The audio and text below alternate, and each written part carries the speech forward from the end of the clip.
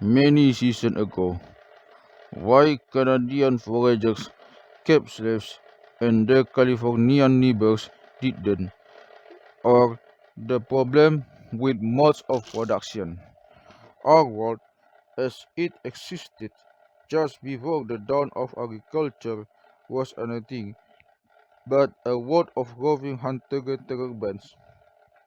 It was marked in many places by sedentary villages and towns, some by then already ancient, as well as monumental sanctuaries and stockpile wealth, much of it the work of ritual specialists, highly skilled artisans, and architects. When considering the broad sweep of history, most scholars either completely ignore this pre-agricultural world or write it off as some kind of strange anomaly, a false start to civilization. Paleolithic hunters and Mesolithic fisher folk may have buried their dead like aristocracy, but the origins of class stratification are still sought in much later periods. Louisiana's poverty point may have had the dimensions and at least some functions of an ancient city, but it is absent for the most histories of North American urbanism, let alone urbanism in general, just as 10,000 years of Japanese civilization is sometimes written off as a prelude to the coming of rice farming and metallurgy. Even the Calusa of Florida Keys are often referred to as an incipient chiefdom. What's deemed important is not what they were, but the fact that they could be on the brink of turning into something else, a proper kingdom, presumably whose subjects pay tributes in crops. This peculiar habit of thought requires us to treat whole populations of complex hunter-gatherers either as deviants who took some kind of diversion from the evolutionary highway or as lingering of the cusp of an agricultural revolution that never quite took place. Is but enough. Where is but enough when this is applied to a people like the Kalusa, who were after all relatively small in number, living in complicated historical circumstances. Yet, the same logic is regularly applied to the history of entire indigenous populations along the Pacific coast of North America, in a territory running from present day, from present day Greater Los Angeles to the surroundings of Vancouver. When Christopher Columbus set sail from Palos de la Frontera in 1492, these lands were home to hundreds of thousands, perhaps millions of inhabitants. They were they were foragers, but about as different from the Hadza, Buti, or Kung as one can imagine, living in an unusually bounteous environment, often occupying villages years old, year round. The indigenous people of California, for example, were notorious for their industry and, in many cases, their obsession with the accumulation of wealth. Archaeologists often characterize their techniques of land management as a kind of incipient agriculture. Some even use Aboriginal California as a model from what the prehistoric inhabitants of the Fertile Crescent, who first began domesticating wheat and barley 10,000 years ago in the Middle East, might have been like. To be fair to the archaeologists, is an obvious comparison since ecological California, with its Mediterranean climate, exceptionally fertile soils, and tight juxtaposition of microenvironments, deserts, forests, valleys, coastlands, and mountains, is remarkably similar to the western flank of the Middle East. The area, say from modern Gaza or Amman not to Beirut and Damascus. On the other hand, a comparison with the inventors of farming makes little sense from the perspective of indigenous Californians who could hardly have failed to notice the nearby presence, particularly among their southwest neighbors, or tropical crops, including maize corn, which was arrived there from Mesoamerica around 4,000 years ago. While the free peoples of North America's eastern seaboard nearly all adopted at least some food crops, those west coast uniformly rejected them. Indigenous peoples of California were not pre-agricultural; if anything, they were anti-agricultural, in which we first consider the question of cultural differentiation. The systematic nature of this rejection of agriculture is a fascinating phenomenon in itself. Most who attempt most who attempt to explain it nowadays appeal almost entirely to environmental factors, relying on acorns or pine nuts as one staple in California or aquatic resources further north, was simply ecologically more efficient than the maize agriculture adopted in other parts of North America. No doubt this was true on the whole, but in an area spanning several thousand miles and a wide variety of different ecosystems, it seems unlikely that there was not a single region where maize cultivation would have been advantageous, and if efficiency was the only consideration, one would have to imagine there were some cultigens, beans, squash, pumpkins, watermelon, as any one of an endless variety of leafy vegetables that someone, somewhere along the coast might have found worth adopting. The systematic rejection of all domesticated foodstuffs is even more striking when one realizes that many Californians North and Northwest Coast pe- Northwest peoples that many Californians and Northwest Coast peoples did plant and grow tobacco as well as other plants such as a springback clover and Pacific silverweed, which they use for ritual purposes or are luxuries consumed only at special feasts.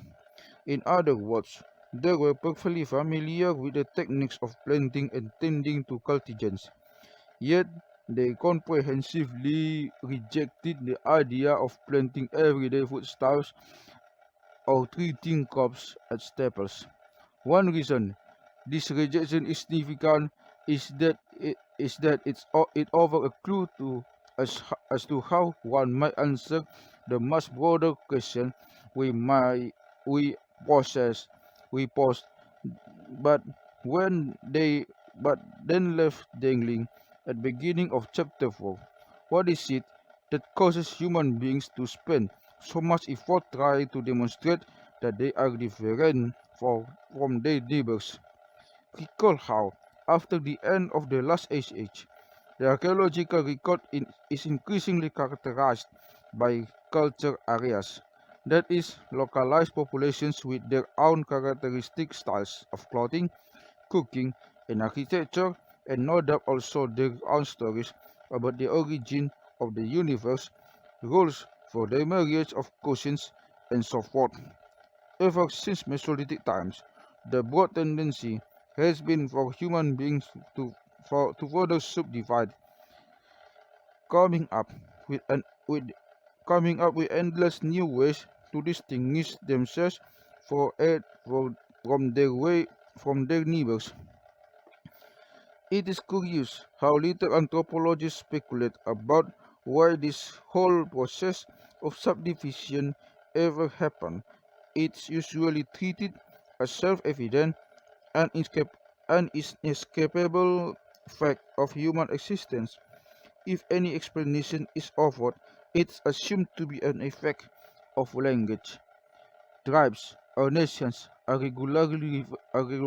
regularly referred to as ethno-linguistic groups.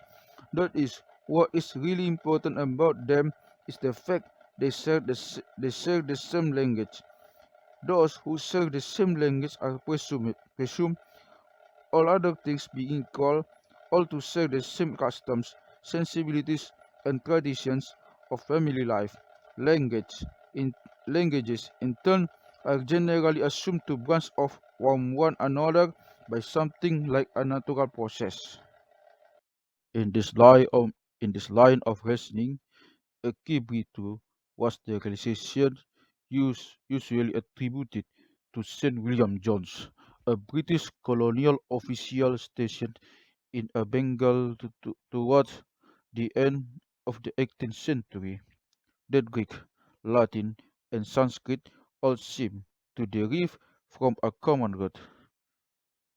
Before long, linguists had determined that Celtic, Germanic, and Slavic languages, as well as Persian, Armenian, Kurdish, and more, all belong to the same Indo-European family.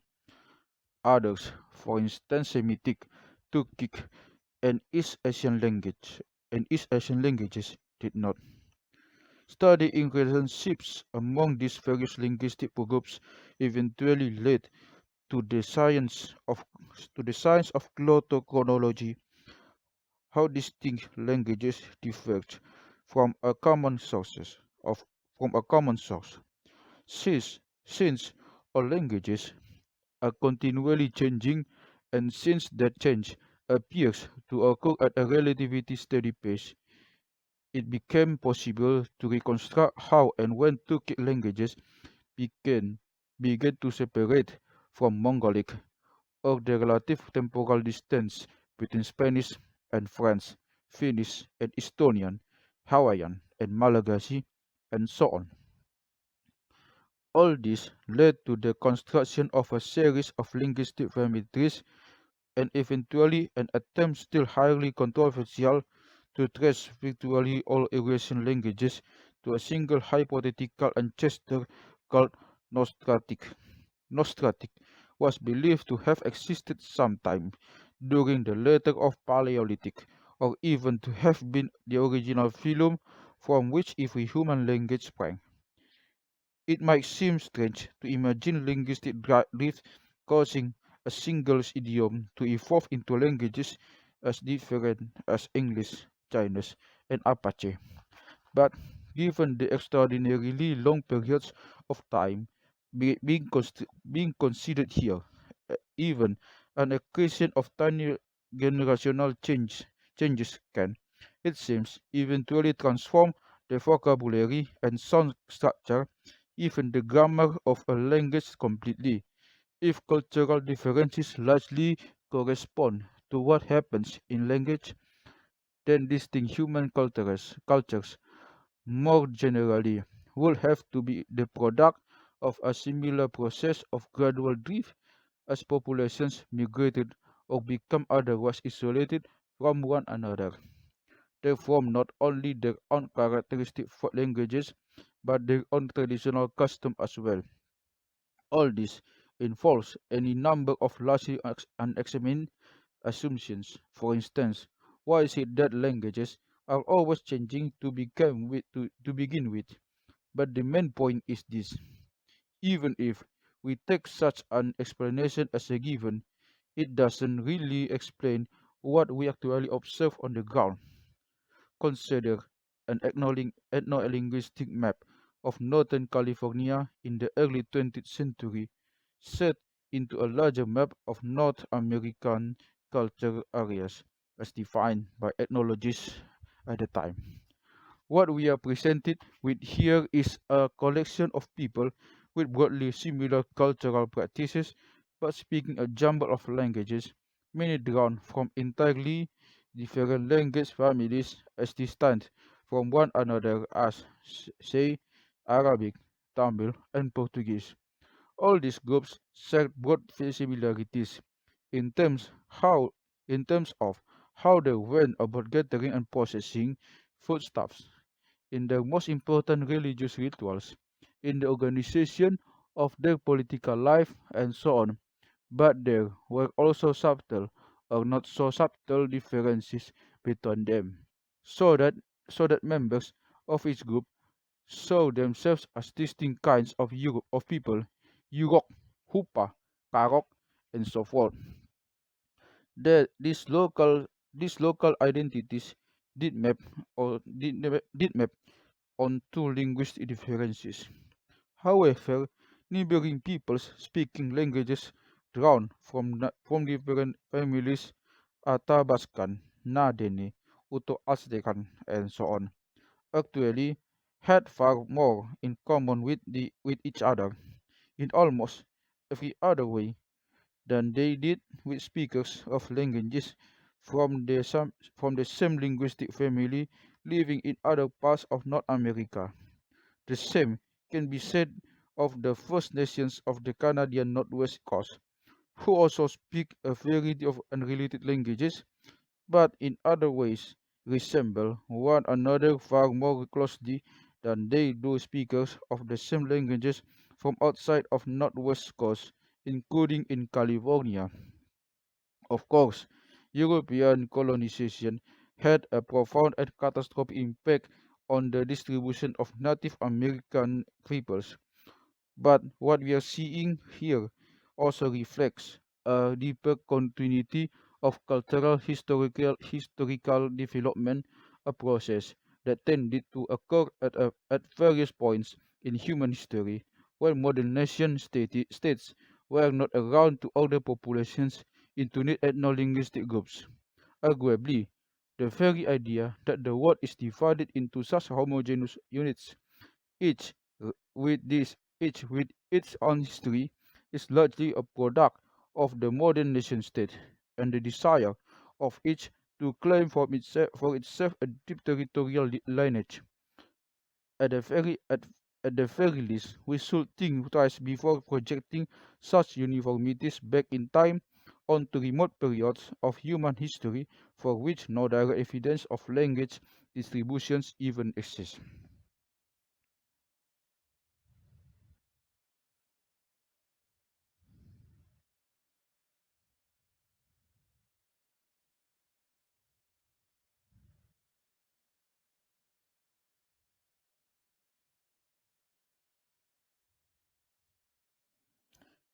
In this chapter, we want to explore what actually did drive process of cultural subdivision of greater part of human history. Such processes are crucial to understanding how human freedoms, once taken for granted, eventually come to be lost. In doing this, we'll focus on the history of those non-agricultural peoples who inhabited the western coast of North America. As the refusal of agriculture implies, these processes were likely far more self-conscious than scholars usually imagine. In some cases, as we'll see, they appear to have involved explicit reflection and argument about the nature of freedom itself, where we considered the widely inadequate, sometimes offensive, but occasionally suggestive ways in which the question of culture areas has been broached before. How did earlier generations of scholars describe these regional clusters of societies? The term most commonly used up until the middle of the 20th century was culture areas or culture cycles, a concept which nowadays has either been forgotten or fallen into disrepute. The notion of cultural areas first emerged in the last decades of the 19th century and the first of the 20th. Since the Renaissance, human history had been seen largely as a story of great migrations, humans having fallen from grace, wandering ever more distant from the Garden of Eden. Family trees showing the dispersal of Indo-European or Semitic languages did nothing to discourage this kind of thinking. But the notion of human progress pulled in the exact opposite direction. It encouraged researchers to imagine primitive people as tiny, isolated communities cut off from each other and the larger world. This, of course, is what made it possible to treat them as specimens of early stages of human development in the first place.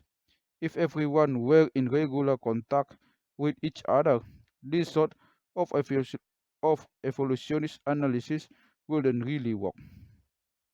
The notion of culture areas, by contrast, came largely out of museums, and particularly in North America. Curators organizing art and artifacts had to decide whether to materi- arrange their material so as to illustrate theories about the different stages of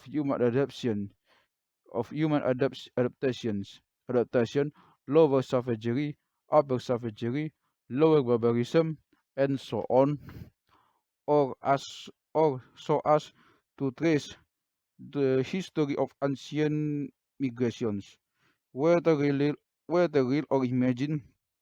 In the American context, this would mean organizing them by language family. They assumed they assume for no particularly good reason to correspond with racial stocks, or whether to simply organize them into regional clusters. Though the last of these seems most arbitrary, is proved to be the one that really worked. Yes, art and technology from different eastern woodlands tribes, for instance, appeared to have much more in common that material from, say, all speakers of Athabascan languages, or all people who relied mainly on fishing or cultivated maize. This method turned out to quite to work quite well for archaeological material too, with prehistorians like the like the Australian V. Gordon Childe, observing similar patterns among Neolithic villages stretching across the Central Europe, forming the regional clusters of evidence relating to domestic life, art, and ritual. At first, the most prominent exponent of the culture area approach was Franz Bosch.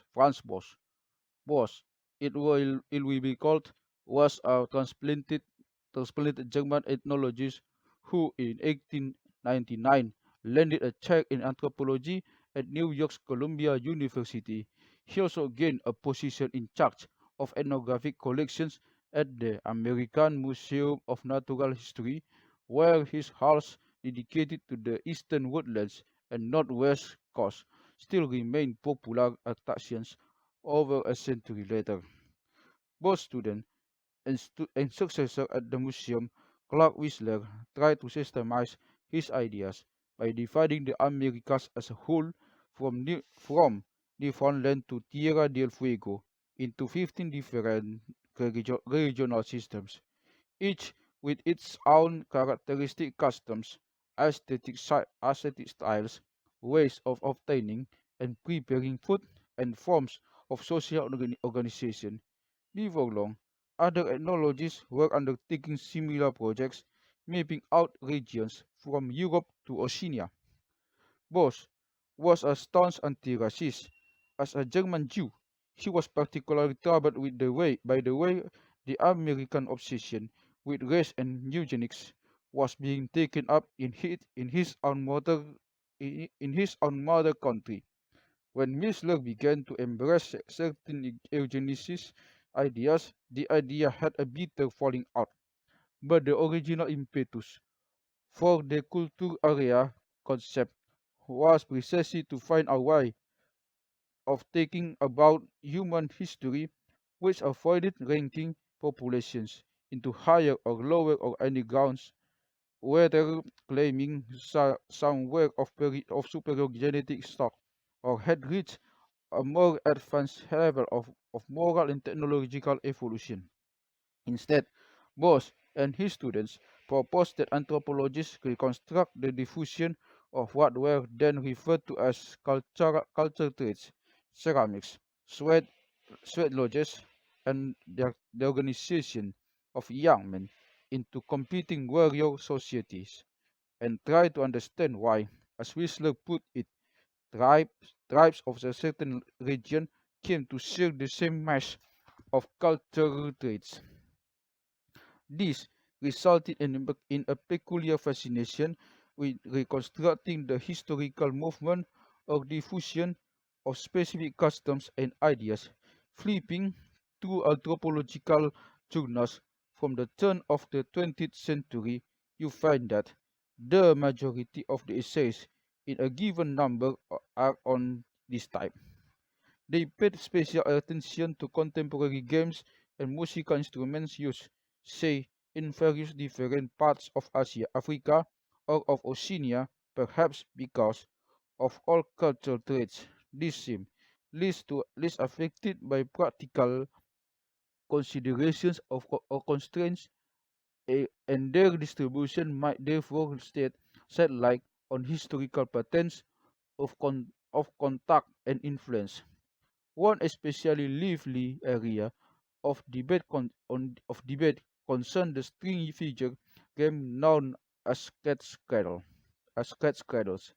During the Torres Straits expeditions of 1898, professors Alfred Haddon, Alfred Haddon and W. H. R. Rivers, then leading figures in British anthropology, developed a uniform method of diagramming string figures used in children's play, which made it possible for systematic comparisons to be made. Before long, rival theories concerning the origins and diffusion of particle patterns of string figures, the palm tree, the Bagobo diamond, among different societies were being hotly contested in the pages of the Journal of the Royal Anthropological Society and similar erudite venues. The obvious questions then were why culture traits cluster as they do, and how they come to be enmeshed in regional patterns to begin with. Boas himself was convinced that while geography was have defined the circulation of ideas within particular regions, mountains and desert forming natural barriers, what happened inside those regions was effectively down to historical accident. Others hypothesized about the predominating ethos or form of organization within a given region, or dream of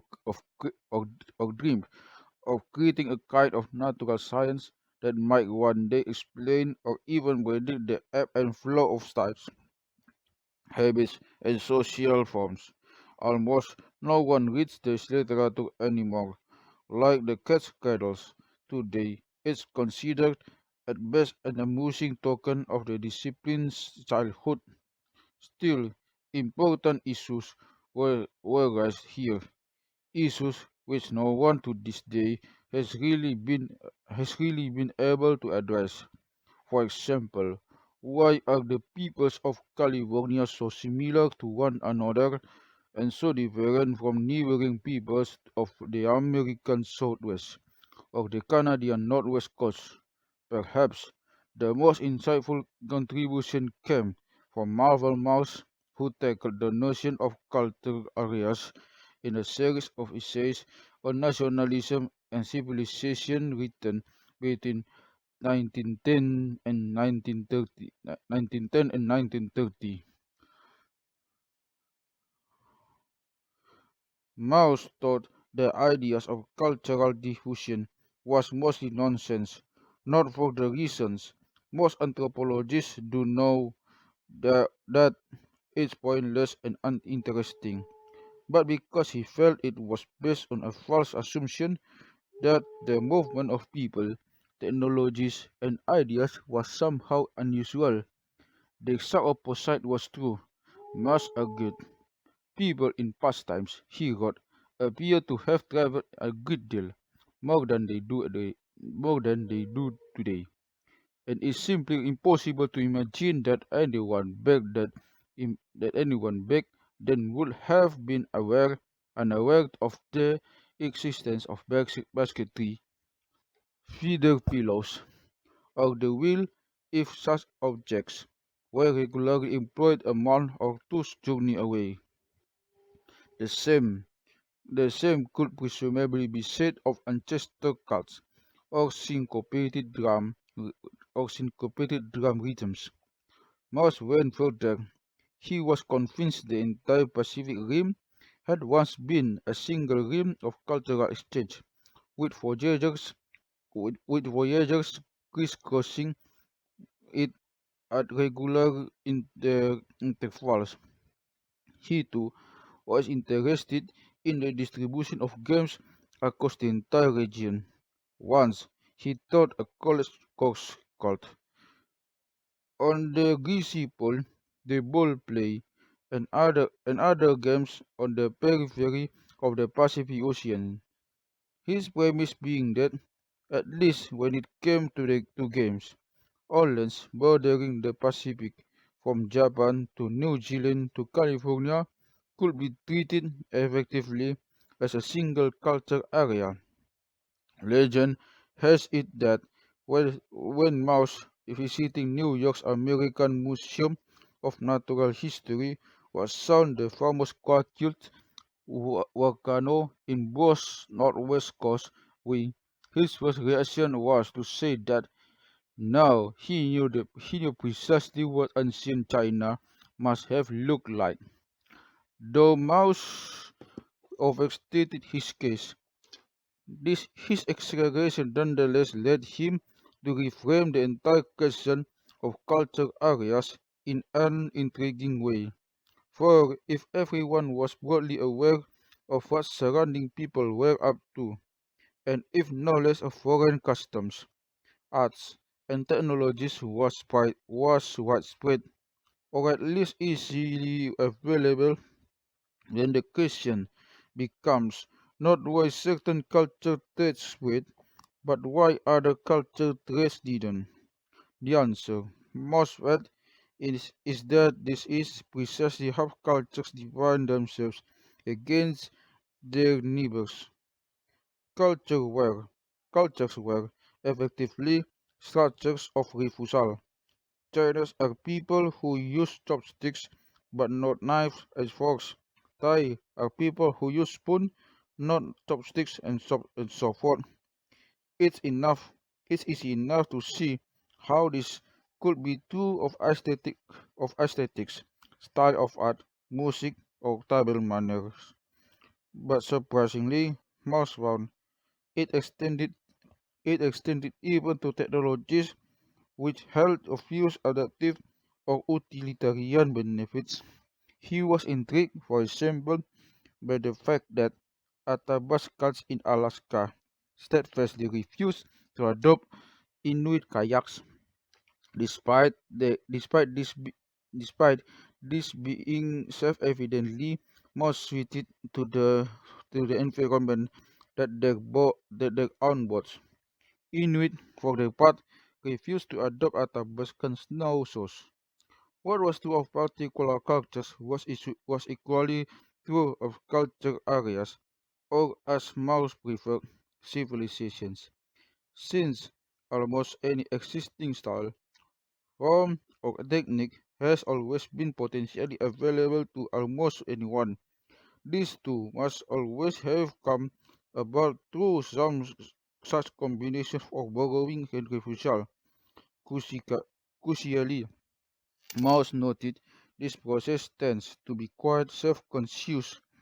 He especially liked to evoke the example of debates in Chinese courts about the adoption of foreign styles and customs, such as the remarkable argument put forward by a king of the Zhou dynasty and his advisors and great feudal vassals, who were refusing to wear Hunnish or Manchu dress to ride horses instead of driving chariots. He painstakingly tried to show them the difference between rites and customs, between the arts and fashion societies, what most live by borrowing from each other, but they define themselves rather by the refusal of, of borrowing than by its acceptance. Nor, nor are such reflections limited to what historians think of as high, that is, literate civilizations. Inuit did not simply react with instinctual repulsion when they first encountered someone wearing snowshoes and then refused to change their minds. They reflected on what they reflected on what's adopting or not adopting snowshoes might say might say about the kind of people they considered themselves to be. In fact, most concluded it is precisely in comparing themselves with their neighbors that people come to think of themselves as distinct groups. Framed in this way, the question of how culture areas form is necessarily a political one. It raises the possible the decisions such as whether or not to adopt agriculture weren't just calculations or calorie advantage or matters of random cultural taste, but also reflected questions about values, about what humans really are and consider themselves to be, and how they should properly relate to one another. Just the kind of issues, in fact, which our own post-enlightenment intellectual tradition tends to express through terms like freedom, responsibility, authority, equality, solidarity, and justice,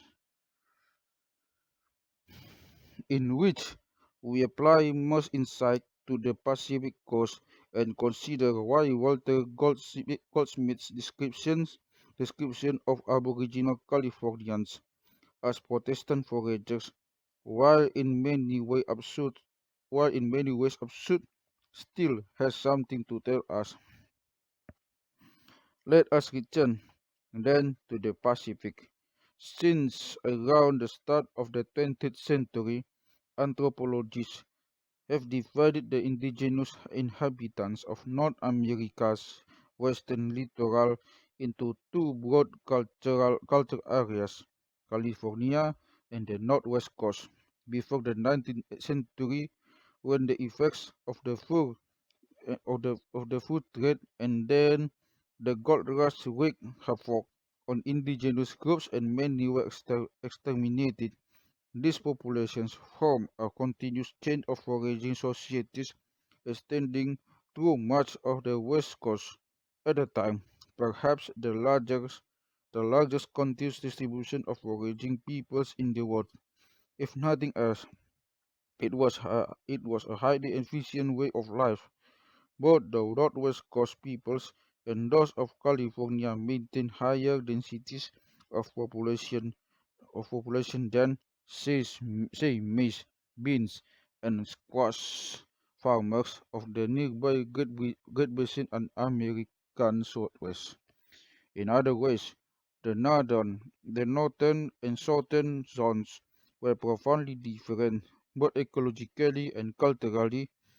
The peoples of the Canadian Northwest Coast relied heavily on fishing, and particularly the harvesting of anadromous fish such as salmon and evlahon, which migrate upriver from the sea to spawn, as well as a variety of marine mammals, terrestrial plants, and game resources, as we saw a couple of chapters ago.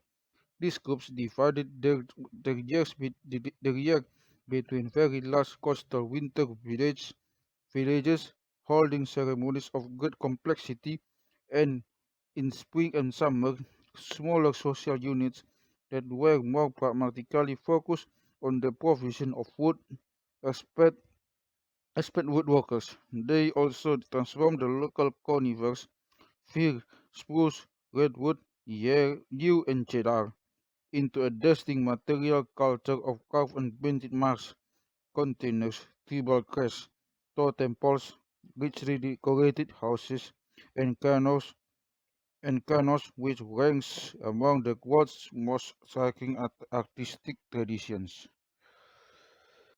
Aboriginal societies in California, to the south, occupied one of the world's most diverse habitats.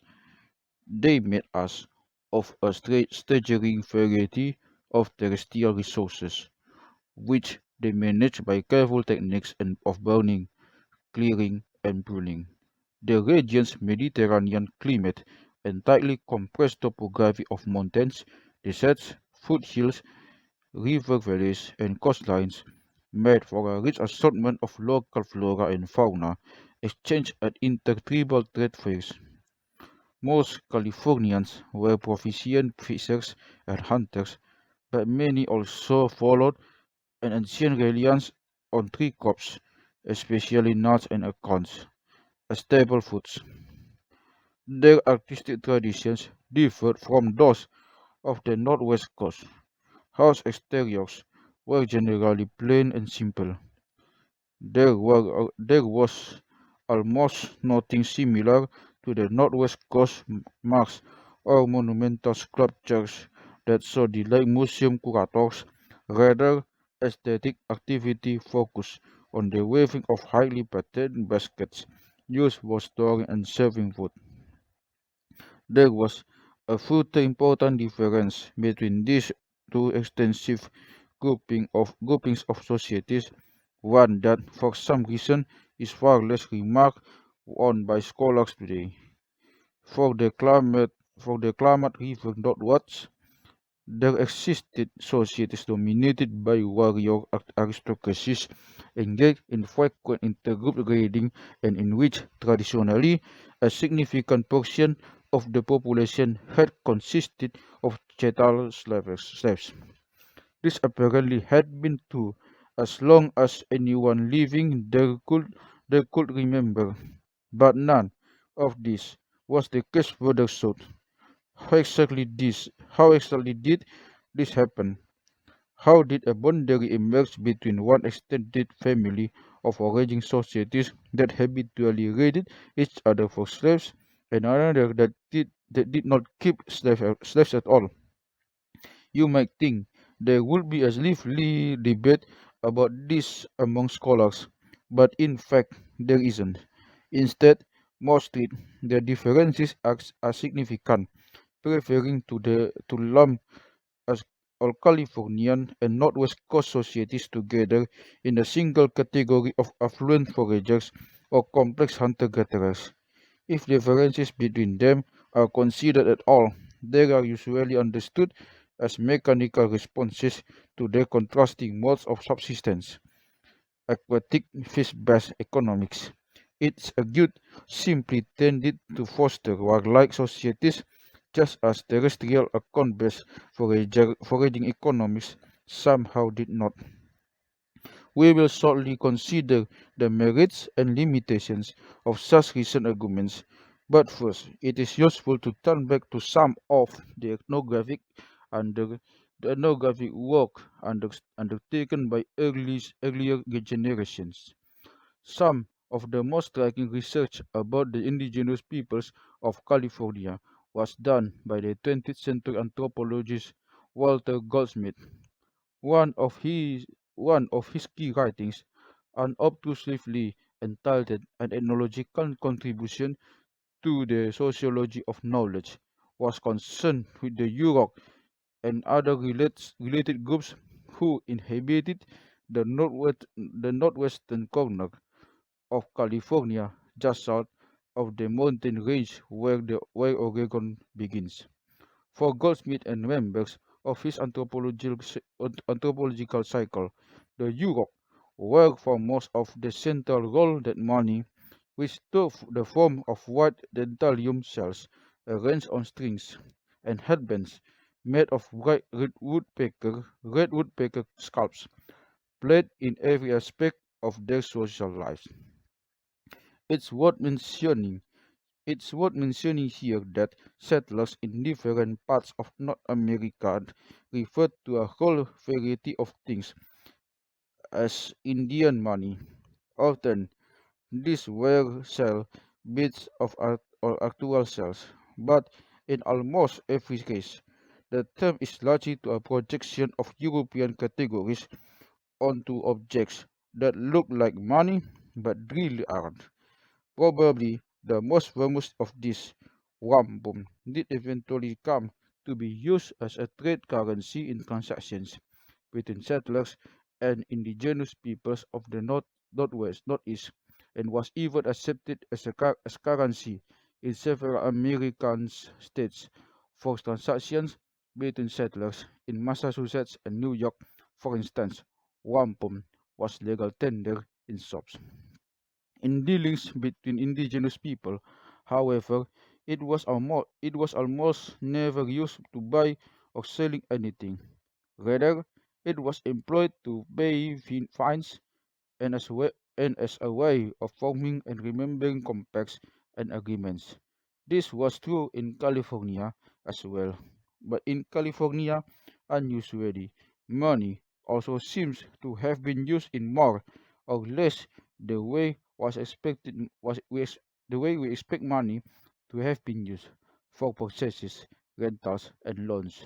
In California in general, and its northwest corner in particular, the central role of money in indigenous societies was combined with a cultural emphasis on thrift and simplicity, a disapproval of wasteful pleasures, and a glorification of work that, according to Goldsmith, bore an uncanny resemblance to the Puritan attitudes described by Max Weber in his famous 1909 essay, The Protestant Ethic and the Spirit of Capitalism.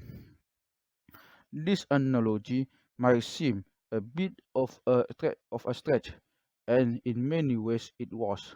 But it's important to understand the comparison that Goldsmith was actually making.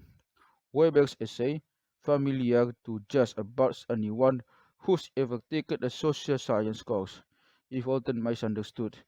Weber was trying to answer a very specific question: why capitalism emerged in Western Europe and not elsewhere.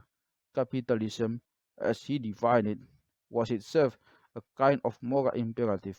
Almost everywhere in the world, he noted, and certainly in China, India, and the Islamic world, one found commerce, wealthy merchants, and people who might justly be referred to as capitalists. But almost everywhere, anyone who acquired an enormous fortune would eventually cash in the chips.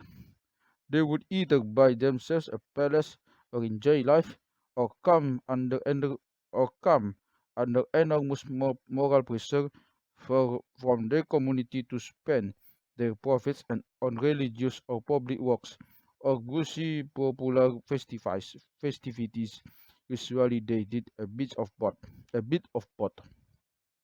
Capitalism, on the other hand, involved constant reinvestment, turning one's wealth into an engine for creating ever more wealth, increasing production, expanding operations, and so forth. But imagine, Weber suggested, being the very first person in one's community to act this way. To do so would have made defying all social expectations to be utterly despised by almost all your neighbors who would increasingly also become your employees. Anyone capable of acting in such a deviant, single-minded manner, Weber observed, would have to be some sort of hero. This, he said, he said, is the reason why it took a puritanical strain of Christianity, like Calvinism, to make capitalism possible. Puritan not only believed almost anything they could spend their profits on was sinful, but also joining a Puritan congregation means one had a moral community whose support would allow one to endure the hostility of one's hellbound neighbors. Obviously, none of this none of this was true in an 18th century Europe village. Aboriginal Californians did not hire one another as wage laborers, lend money and interest, or invest their profits of commercial ventures to expand production. There were no capitalists in the literal sense. What there was, however, was a remarkable cultural emphasis on private property. As Goldsmith notes, all property, whether natural resources, money, or items wealth, was privately and for the most part and, and for the most part individually owned, including fishing, hunting, and gathering grounds. Individual ownership was complete with full rights of alienation. Such a highly developed concept of property, Goldsmith observed, requires the use of money such that in Northwest California, money buys everything: wealth, resources, food, honors, and wives. This very unusual property regime corresponds to a broad ethos, which Goldsmith compared to Weber's spirit of capitalism. Though one might object, it corresponds it corresponds more to how capitalists like to imagine the world than to how capitalism actually works. The Europe were the Europe were what we've called possessive individualists. They took it for granted that we all we are all born equal, and that it is up to each of us to make something of ourselves through self-discipline, self-denial, and hard work. What's more, this ethos appears to have been largely applied in practice. As we have seen, the indigenous peoples of the Northwest Coast were just as industrious as those of California. In both in both cases, those who accumulated wealth were expected to give much of it away by sponsoring collective festivals. The underlying ethos, however, could not have been more different. Where the wealthy where the wealthy Europe were expected to be modest, quite safes were boastful and vainglorious, so that one anthropologist compared them to paranoid schizophrenics. While wealthy Europe made little of their ancestry, Northwest Coast households had much in common with the noble houses and dynastic estates of medieval Europe, in which a class of nobles jockeyed for position with, within ranks of hereditary privilege, staging dazzling banquets to enhance their reputations and secure their claims to honorific titles and tre- and heirloom tre- and heirloom treasures stretching back to the beginning of time. It's hard to imagine that the existence of such striking cultural differences between neighboring populations could be completely could be completely coincidental, but it's also extremely difficult to find any studies that even begin to address the question of how this contrast came about. Is it possible to see indigenous Californians and peoples of the Northwest Coast as defining themselves against each other rather in the manner that Californians and New Yorkers do today? If so, then how much of their way of life can we really explain as being motivated by a desire to be unlike other groups of people? Here, we need to bring back our earlier discussion of schismogenesis, which we introduced to help make sense of the intellectual encounter between 17th century French colonies and the Wendat people of North America's eastern woodlands. Schismogenesis, you recall, describes how societies in contact with each other end up joined within a common system of differences, even as they attempt to distinguish themselves from one another. Perhaps the classic historical example in both senses of the term classic would be the ancient Greek city-states of Athens and Sparta, and in the 5th century BC, as Marshall Sahlins puts it, dynamically interconnected. They were they were then reciprocally constituted.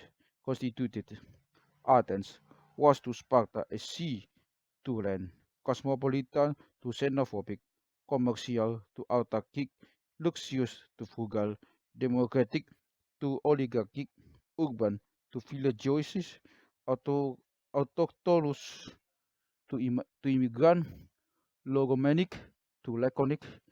One cannot finish enumerating the dichotomies. Athens and Sparta were antitypes. Even so, each society performs a mirror image of the other. In doing so, it becomes an indispensable alter ego, the necessary and ever-present example of what one should never wish to be.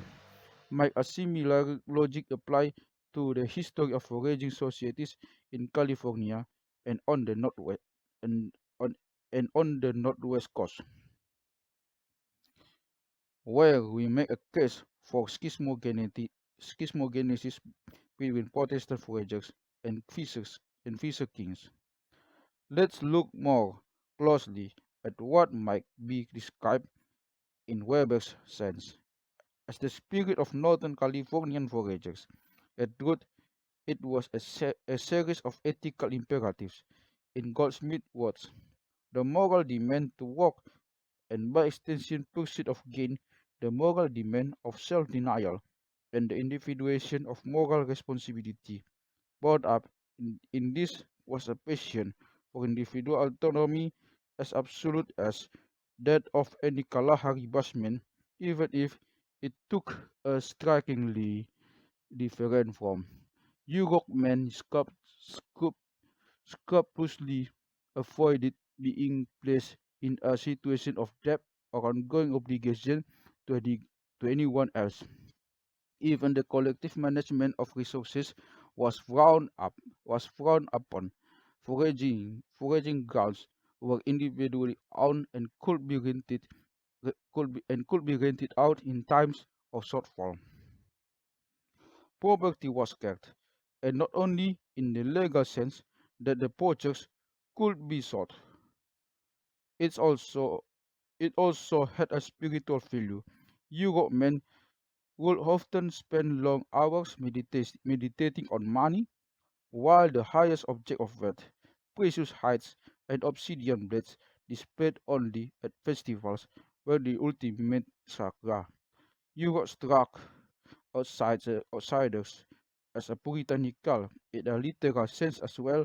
Goldsmith reports ambitious Europemen were exhorted to abstain from any kind of indulgence, eating, sexual gratification, play, or sort.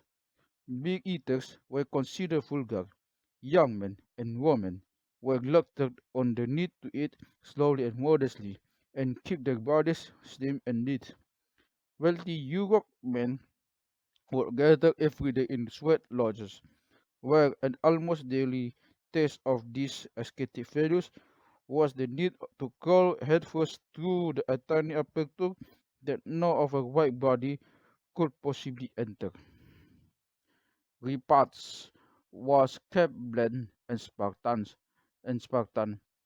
Decoration simple, dancing modest and restrained. There were no inherited ranks or titles. Even those who did inherit wealth continued to emphasize their personal hard work, frugality, and achievement, and while the rich were expected to be generous towards the less fortunate and look after their own lands and possessions, responsibilities for sharing and caring were modest in comparison with foraging societies almost anywhere else. Northwest Coast societies, in contrast, became notorious among outside observers for the delight they took in displays of excess. They were best known to European ethnologists for the festivals called potluck, usually usually held by aristocrats acceding to some new noble title. Nobles would often accumulate many of these over the course of a lifetime. In those days, they sought to display their grandeur and contempt for ordinary worldly possessions by performing magnificent feats of generosity, overwhelming their rivals with gallons of candlefish oil, berries, and quantities of fatty and greasy fish. Such feasts were scenes of dramatic contests, sometimes culminating in the ostentatious destruction of heirloom copper shields and other treasures, just as in the early period of colonial contact. Around the turn of the 19th century, they sometimes culminated in the sacrificial killing of slaves. Its treasure was unique. There was nothing that resembled money. Potluck was an occasion for gluttony and indulgence. Grace decided to leave the body shiny and fat. Nobles often compared themselves to mountains with the gifts they bestowed, rolling off them like boulders to flatten and crush their rivals. The noblest coast group we know best are the Quakiut, among whom was conducted field work. They became famous for the exuberant ornamentation of their art, their love of marks within marks, and the theatrical stage effects employed in the rituals, including fake blood, trapdoors, and violent clown police. All the surrounding societies, including the Nootka, Haida, and Tsimshian, appear to have shared the same broad ethos. Similarly, distinct material cultures and performance could be found all the way from Alaska south to the area of Washington State. Washington State. They also share the same basic social structure with hereditary ranks of nobles, commoners, and slaves. Throughout this entire region, a 1,500-mile strip of land from Copper River Delta to Cape Mendocino, later group raiding for slaves, was endemic and had been for as long as anyone could recall. In all the societies of the Northwest Coast, nobles alone enjoyed the ritual prerogative to engage with guardian spirits who conferred access to aristocratic titles and the right to keep the slaves captured in the aid. Commoners, including brilliant artists and craftspeople, were largely free to decide which noble house they wished to align themselves with. Chiefs feed for their allegiance by sponsoring feasts, entertainment, and vicarious participation in their hairy adventures. Take good Take good care of your people. When to elders advice to a young Nut or Nutka chief. If your people don't like you, you're nothing. In many ways, the behavior of Northwest Coast aristocracy resembles that of mafia dons, with their strict codes of honor and patronage relations of what sociologists speak of as court societies, the sort of arrangement one might expect in, say, feudal Sicily, from which the mafia derived many of its cultural codes. But it is emphatically not what we are taught to expect among foragers.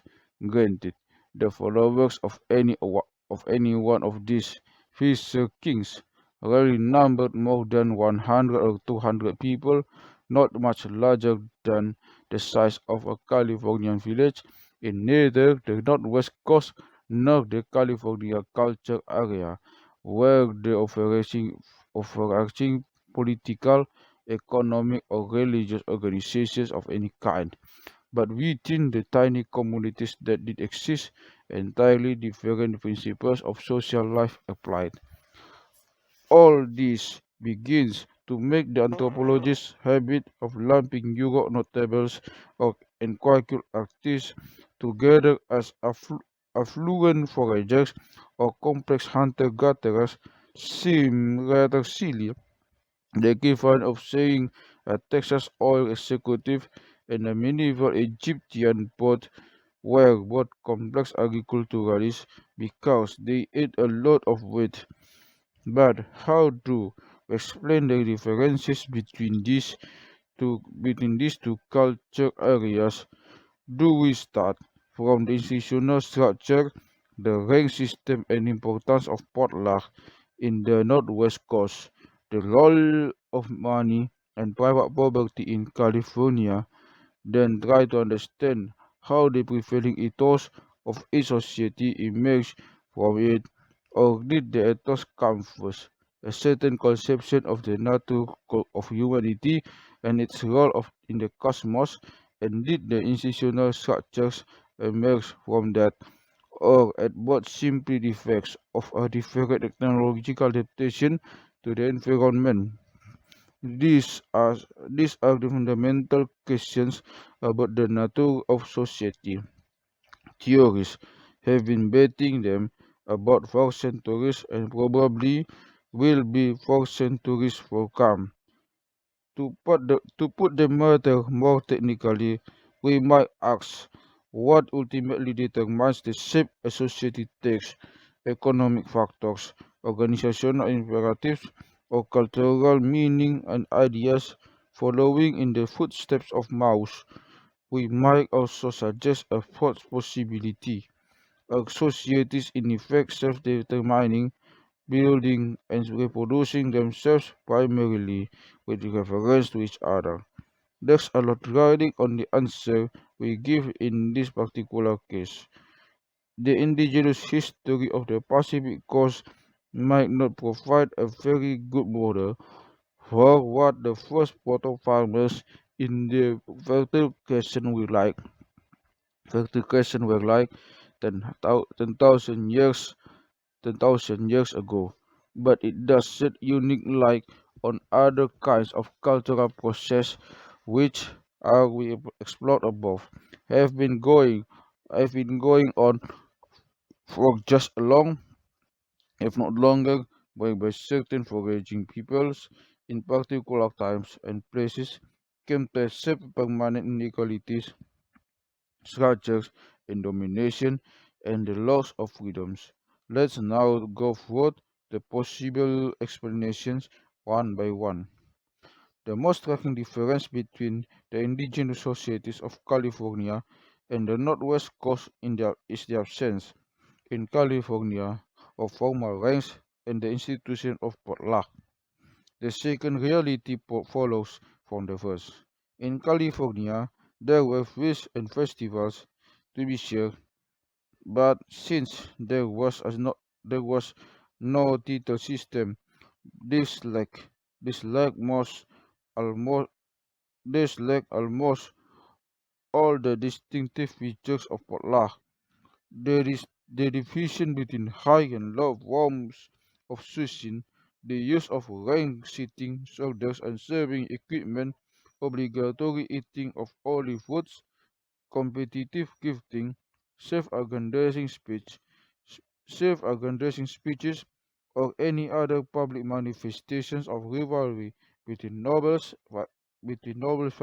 fighting over titular privilege.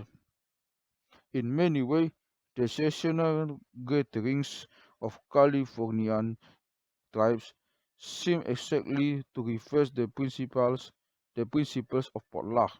Staple rather than luxury food Staple rather than luxury foods were consumed, ritual dances were playful rather than regimented or menacing, often involving the humorous transgression of social boundaries between men and women, children and elders. They seem to be one of the few occasions when the otherwise state allow themselves to have a bit of fun.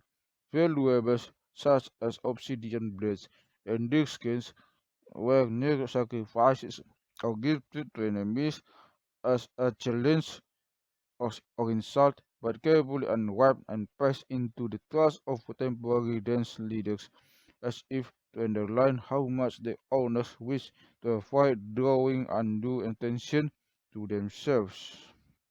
Local headmen in California certainly did benefit by hosting such occasions. Social connections were made, and an enhanced reputation could often mean later opportunities to make money. But insofar as fish sponsor could as fish sponsors could be seen as self-aggrandizing, they themselves went to great lengths to downplay their roles, and anyway, attributing a secret desire for profit to them seems reductive in the extreme, even rather insulting, considering the actual redistribution of resources that went on in Californian trade fairs and the skin dance, and their and their well-documented importance in promoting solidarity between groups for neighboring hamlets. So are we talking about the same basic institution, a redistributive phase carried out in an entirely different spirit, or two entirely different institutions, or even potluck and anti-potluck? How are how are we to tell? Clearly, the issue is much broader and touches on the very nature of culture areas and what actually constitutes a threshold or boundary between them. We are looking for a key to this problem.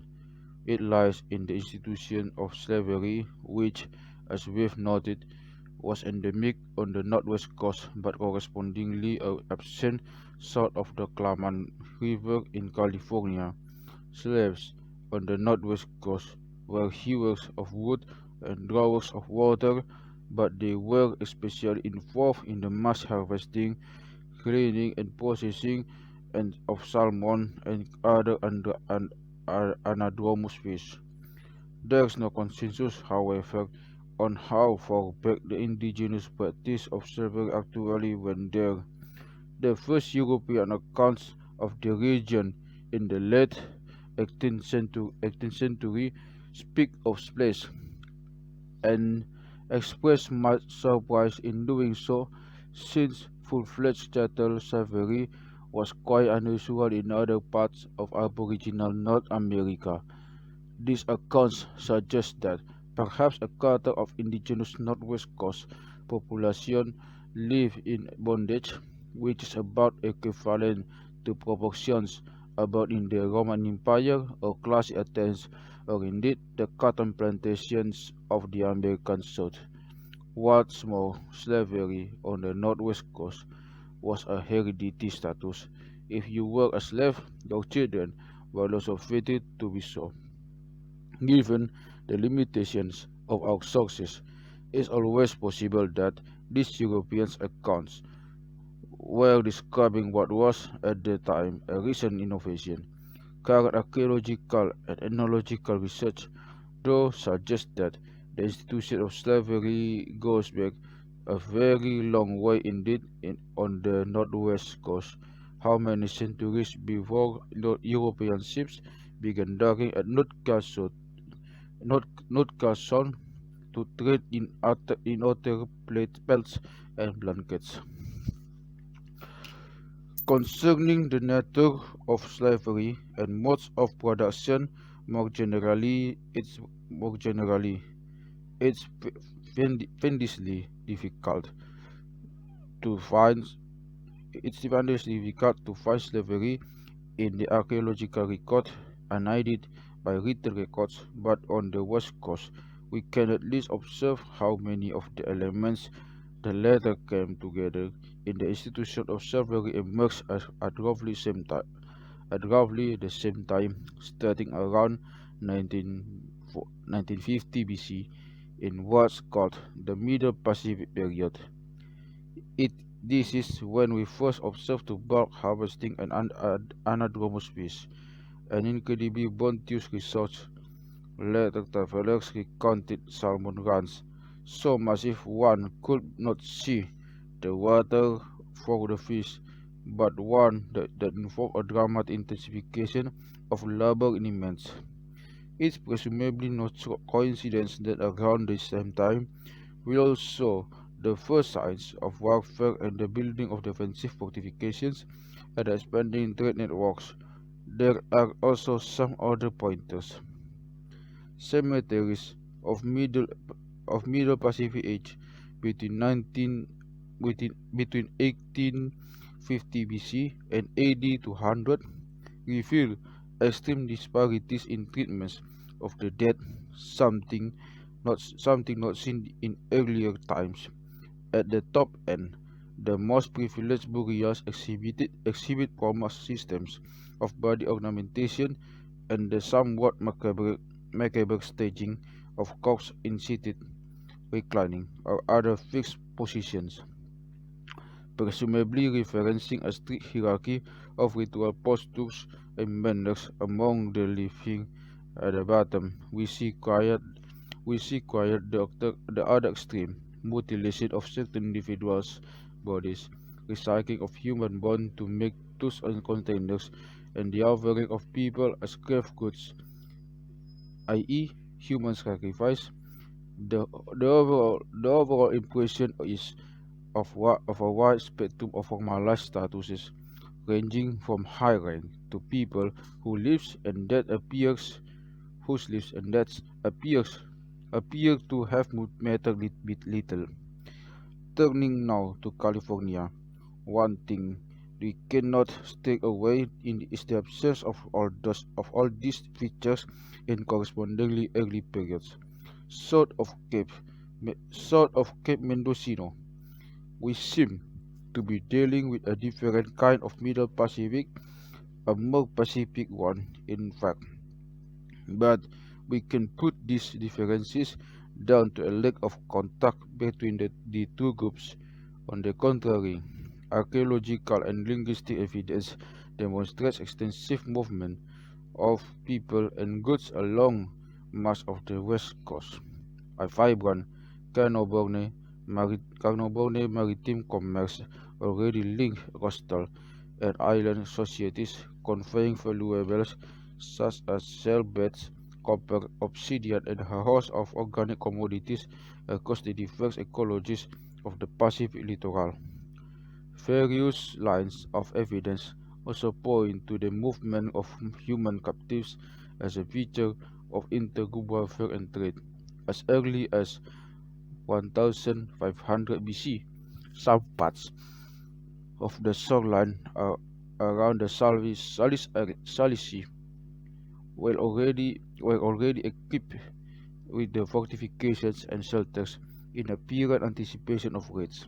So far, we have been talking about slavery without really defining on them, really defining the term. This is a little unwise because Amerindian slavery has certain specific features that make it very different from ancient Greek or Roman household slavery, let alone European plantation slavery in the Caribbean or in America's deep south. While slavery of any sort was a very unusual institution among indigenous peoples of the Americas, some of these distinctively Amerindian features were shared, at least in the broad lines, across much of the continent, including the tropics, where the earliest Spanish sources lo- document local forms of slavery back to the 15th century AD. The Brazilian anthropologist Fernando Santos Carneiro had coined a term for Amerindian societies that possess these features. He called them capturing societies. Before exploring what he means, let's define slavery itself. What makes a slave different from a serf, a peon, captive? of inmate is their lack of social ties. In legal terms, at least, a slave has no family, no kin, no community. They can make no promises and force no ongoing connections with other human beings. This is why the English word free is actually derived from a root meaning friends. Slave, slaves could not have friends because they could not make commitments to others since they were entirely under someone else's power and their only obligation was to do exactly what their master said. If a Roman legionary was captured in battle, enslaved, they managed they managed to escape, then return home. He had to go through an elaborate process of restoring all his social relationships, including remarrying his wife, since the act of enslaving him was considered to have severed all previous relationships. The West Indian sociologist Orlando Patterson has referred to this as a condition of social death. Unsurprisingly, unsurprisingly, the archetypical slaves are usual war captives who are typically far from home and with people who owe them nothing. There's another there's another practical reason for turning war captives into slaves. A slave's master has a responsibility to keep them alive in a fit state to work.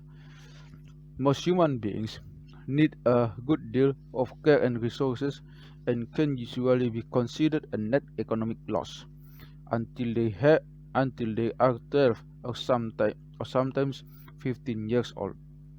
It rarely makes economic sense to breed slaves, which is why globally have so often been the product of military aggression, though many were also products of debt traps, punitive judicial decisions, or banditry. Seen one way, a slave rider is stealing the years of caring labor a Nordic society invested to create a work-capable human being. What then do Amerindian capturing societies have in common which makes them distinctive from other kinds of slaveholding societies? On the face of it, not much, and least of all their modes of subsistence, which were about as diverse as could be imagined. As Santos Granero points out, in northwest Amazonia, the dominant peoples were the sedentary horticulturists and fishermen, living along the largest rivers who raided the nomadic hunting-gathering bands of the hinterland. By contrast, in the Paraguay River basin, it was semi-itinerant hunter-gatherers who raided or subjugated village agriculturalists. In southern Florida, the hegemonic groups, Calusa in this case, were fishermen-gatherers who lived in large, permanent villages but moved seasonally to fishing and gathering sites, raiding both fishing and farming communities. Classifying these groups according to how much they farm, fish, or hunted tells us little of their actual histories. What really mattered in term in terms of the ebb and flow of the power and resources was their use of organized violence to feed off other populations. Sometimes the foraging peoples, such as the Guaycuru of the Paraguay palm savanna, of the Calusa of Florida Keys, had the upper hand military over their agricultural neighbors. In such cases, taking, s- taking slaves and exacting tribute exempted a portion of the dominant society from basic subsistence, of course, and supported the existence of leisured elites. It also supported the training of specialist warrior chastes, which in turn created the means of a wider appropriation and brutal tribute. Here again, the idea of classifying human societies by modes of subsistence looks decidedly naive. How, for instance, would we propose to classify foragers who consume quantities of domestic crops? accepted as tribute from nearby farming populations. Marxists, who refer to modes of production, do sometimes allow from a tributary mode, but this has always been linked to the growth of agrarian states and empires back to Book 2 of Marx Capital. What really needs to be theorized here is not just the mode of production practiced by victims of predation, but also that of the non-producers who prey on them. Now with a a non-productive mode of production, this sounds like contradiction in terms, but it's only so if we limit the meaning of production strictly to the creation of the food and or goods, and maybe we shouldn't. Capturing societies in the Americas so considered slave taking as a mode of subsistence in in its own right, but not in the usual sense of producing calories. Raiders almost invariably insisted that slaves were captured for their life works of vitality which was consumed by the conquering group. Now, you might say this is literally true if you exploit another human being for their labor, either directly or indirectly, you are living off their energies or life force, and if they are providing you with food, you are in fact eating it. But there's slightly more going on here. Let's call Amazonian ideas of ownership. You appropriate something for nature, killing or uprooting it, but then this initial act of violence is transformed into a relation of caring as you maintain and tend what is captured. Slave raiding was talked about in similar terms as hunting traditionally men's work, and captives were likened to vanquished prey. Experiencing social death, they will come to be regarded as something more like pets. While being resocialized in the captured household, they had to be nurtured, cooked for, fed and instructed in the proper ways of civilization, in short, domesticated. These tasks were usually women's work. If the socialization was completed, the captive ceased to be a slave.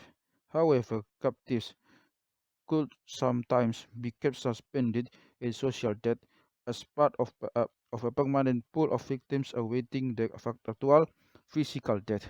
Typically, they would be killed at collective phase, akin to the Northwest Coast potluck, presided over by ritual specialists, and this would sometimes result in the eating of enemy flesh. All this may seem exotic. However, it shows the way exploited people everywhere and throughout history tend to feel about their situation. Their bosses or landlords or superiors are blood-sucking vampires, and they are treated at best as pets and at worst as cattle. It's just that in the Americas, a handful of societies enacted those relationships in a quite literal fashion. The more important point concerning modes of production or modes of subsistence is that this kind of exploitation often took the form of ongoing relations between societies. Slavery almost always tends to do this, since imposing social debt on people whose biological relatives speak the same language as you and can easily travel to where you live will always create problems. Let's recall how some of the first European travelers to the Americas compared savage males to noblemen back home, because these noblemen they dedicated almost all their time to politics, hunting, raiding, and waging war or neighboring groups. A German observer in 1548 spoke of our Arawakan villagers of the Gran Chaco in Paraguay, a sex of Guaycuru foragers in the same ways as German rustics are with respect to their lots. The implication was that little really separates a Guaycuru warrior from a Swabian feudal baron who likely spoke French at home, feasted regularly on wild game, and lived off the labor of German-speaking peasants, even though he had never touched a plough. At what point, we might then ask, were the Guaycuru who lived amid piles of maize, manioc, cassava, and other agricultural products delivered as tribute, as well as slaves secure in raids on societies even further distant, no longer simply hunter-gatherers, especially if they were also hunting and gathering other humans. True, crops were sent as tribute from nearby conquered villages, but tributary villages also sent servants, and raids on villages further out tended to concentrate on enslaving women, who could serve as concubines, nursemaids, and domestics, allowing, allowing Guaycuru princesses, their bodies often completely covered with intricate tattoos and spiral designs painted on daily by their domestics to devote their days to leisure. Even Spanish commentators always remark that Guaycuru treated their slaves with care and even tenderness, almost exactly as they did their pet parrots and dogs. But what was really going on here? Slavery is the theft of labor that other societies invest in bringing up children, and the main purpose to which slaves were put was caring for children or attending to and grooming a leisure class. Then, paradoxically, the main objective of slave taking for the capturing society seems to have been to increase its eternal capacity for caring labor. What was ultimately being produced here within Guaycuru society were certain kinds of people, nobles, princesses, warriors, commoners, servants, and so on. What needs emphasizing, since it will become extremely important as our story unfolds, is the profound ambivalence, or perhaps we might better say double-edgedness of these caring relationships. Amerindian societies typically refer to themselves by some term that can be roughly translated as human beings. Most of the tribal names traditionally applied to them by Europeans have derogatory terms used by their neighbors. Eskimo, for example, means people who don't cook their fish, and Iroquois is derived from an Algonquian term meaning vicious killers. Almost almost all almost all these societies took pride in their ability to adopt children or captives, even from among those even from among those whom they considered the most benighted of their neighbors, and through care and education turned them into what they considered to be proper human beings.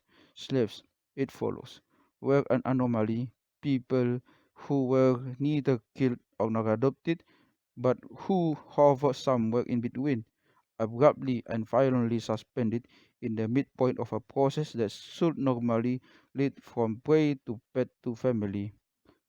As such, the captive as slave become trapped in the role of caring for others, a non-person whose work is largely directed towards enabling those others to become persons, warriors, princesses, human beings of a particularly valued and special kind.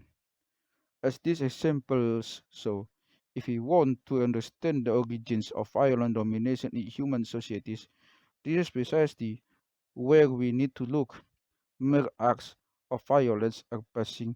Acts of violence transformed into caring relations have a tendency to endure.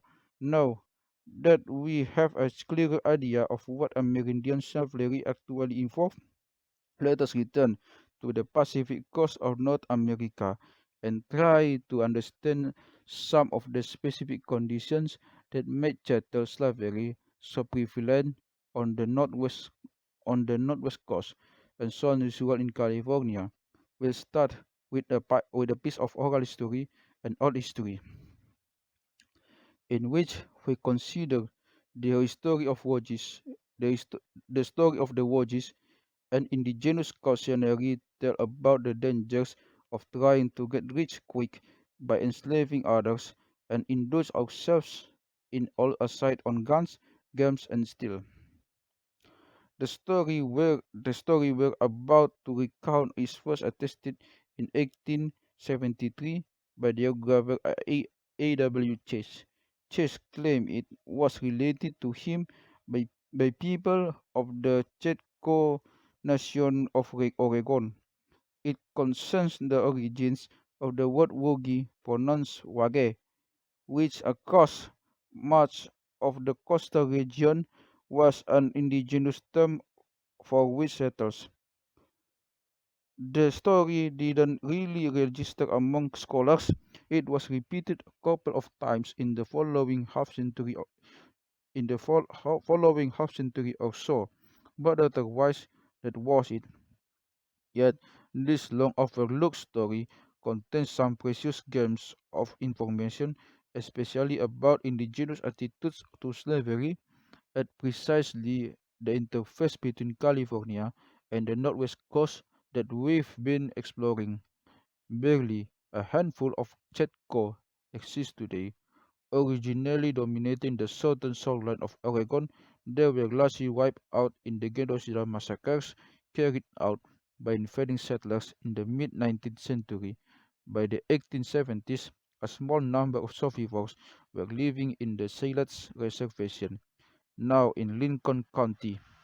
This is what their ancestors told Chess about their origins and where they had come from.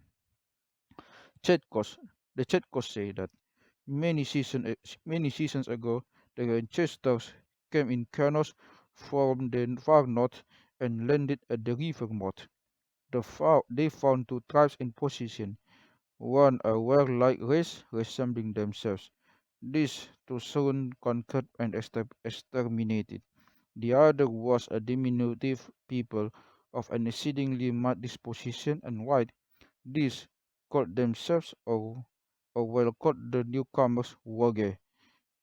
They were skillful in the manufacture of baskets, ropes, and canoes, and had many methods of taking game and fish which were unknown to the invaders.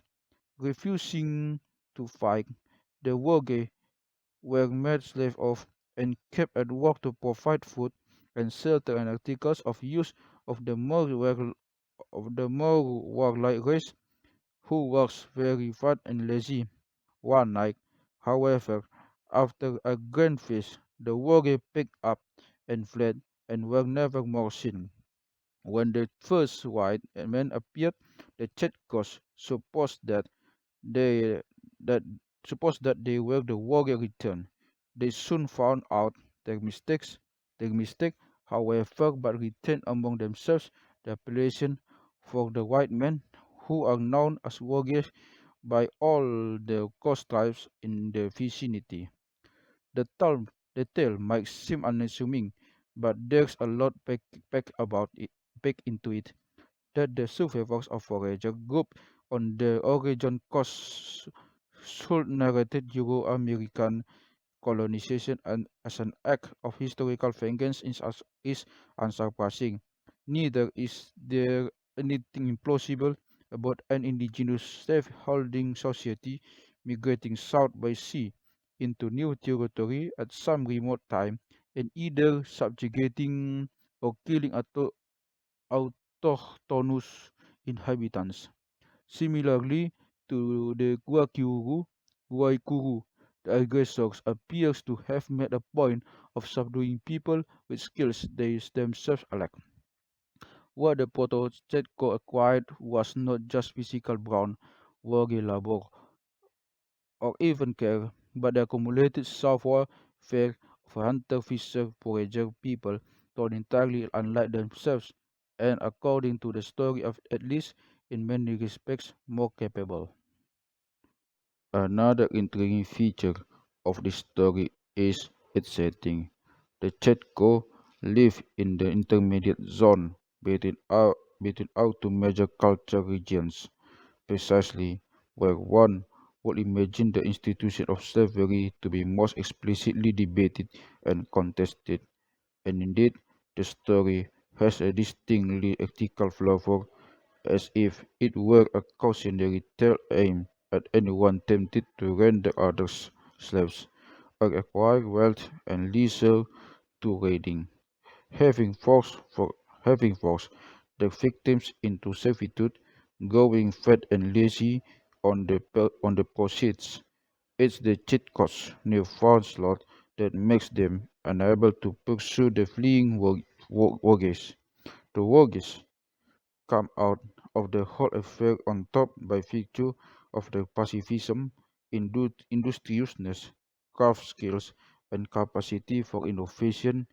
Indeed, they get to make a lethal return in spirit, at least as Euro-American settlers equipped with guns and gems and steel. Taking this taking this into account, the tale of the voyage point, points to some intriguing possibilities. Most importantly, it indicates that the rejection of slavery among groups in the region between California and the Northwest Coast has strong ethical and political dimensions. And indeed, once one starts looking, it's not hard to find further evidence for this. The Yurok, for example, did hold a small number of slaves, mainly Deb's peons or captives who were not yet ransomed by their relatives. But their legends evince a strong disapproval. To take one example, a heroic protagonist makes his fame by defeating a maritime adventurer named Mecwelolme, who would pillage and enslave passing travelers. After defeating him in combat, our hero rejects his appeal to join forces. No, I do not want to be like you, summoning boats to the shore, seizing them and their cargo, and making people slaves. As long as you believe you will never be tyrannous again, but like other men, I will do so, said Le Mecwelolme.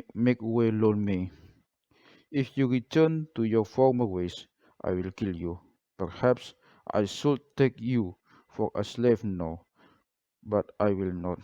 Stay in your home and keep what is yours and leave people alone. To the slaves, who stood about nearly filling the river bank, he said, "Go to your homes. You are free now." The people who had been enslaved surrounded him, weeping and thanking him and wanting to drag his boat back to the water.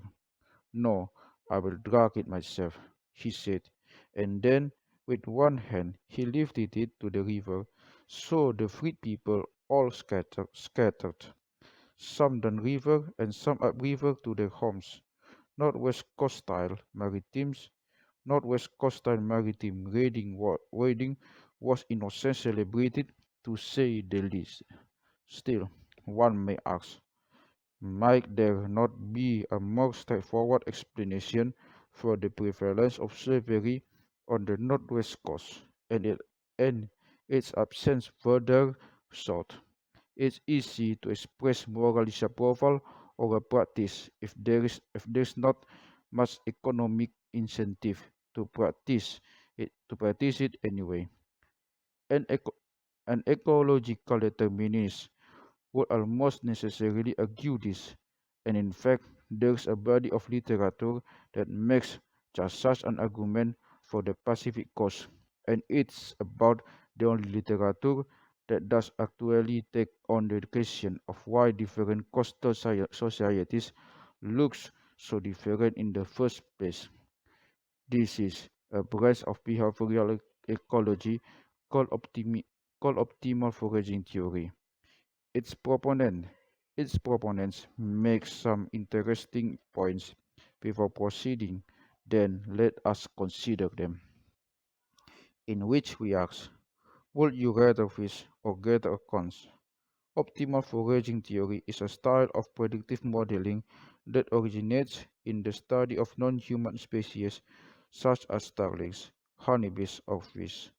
Applied to the humans, it typically it typically frames behavior in terms of economic rationality, i.e., foragers will design their hunting and collecting strategies with the intention of obtaining a maximum return in calories for a minimum outlay of labor. This is what behavioral ecologists call a cost-benefit calculation. First, you figure out how foragers ought to act if they are trying to be as efficient as possible. Then you examine how they do in fact act. If it if it doesn't correspond to the optimum foraging strategy, something else must be going on. For this perspective, the behavior of indigenous Californians was far from optimal. As we've not, as we've noted, they relied primarily on gathering acorns and pine nuts as staples.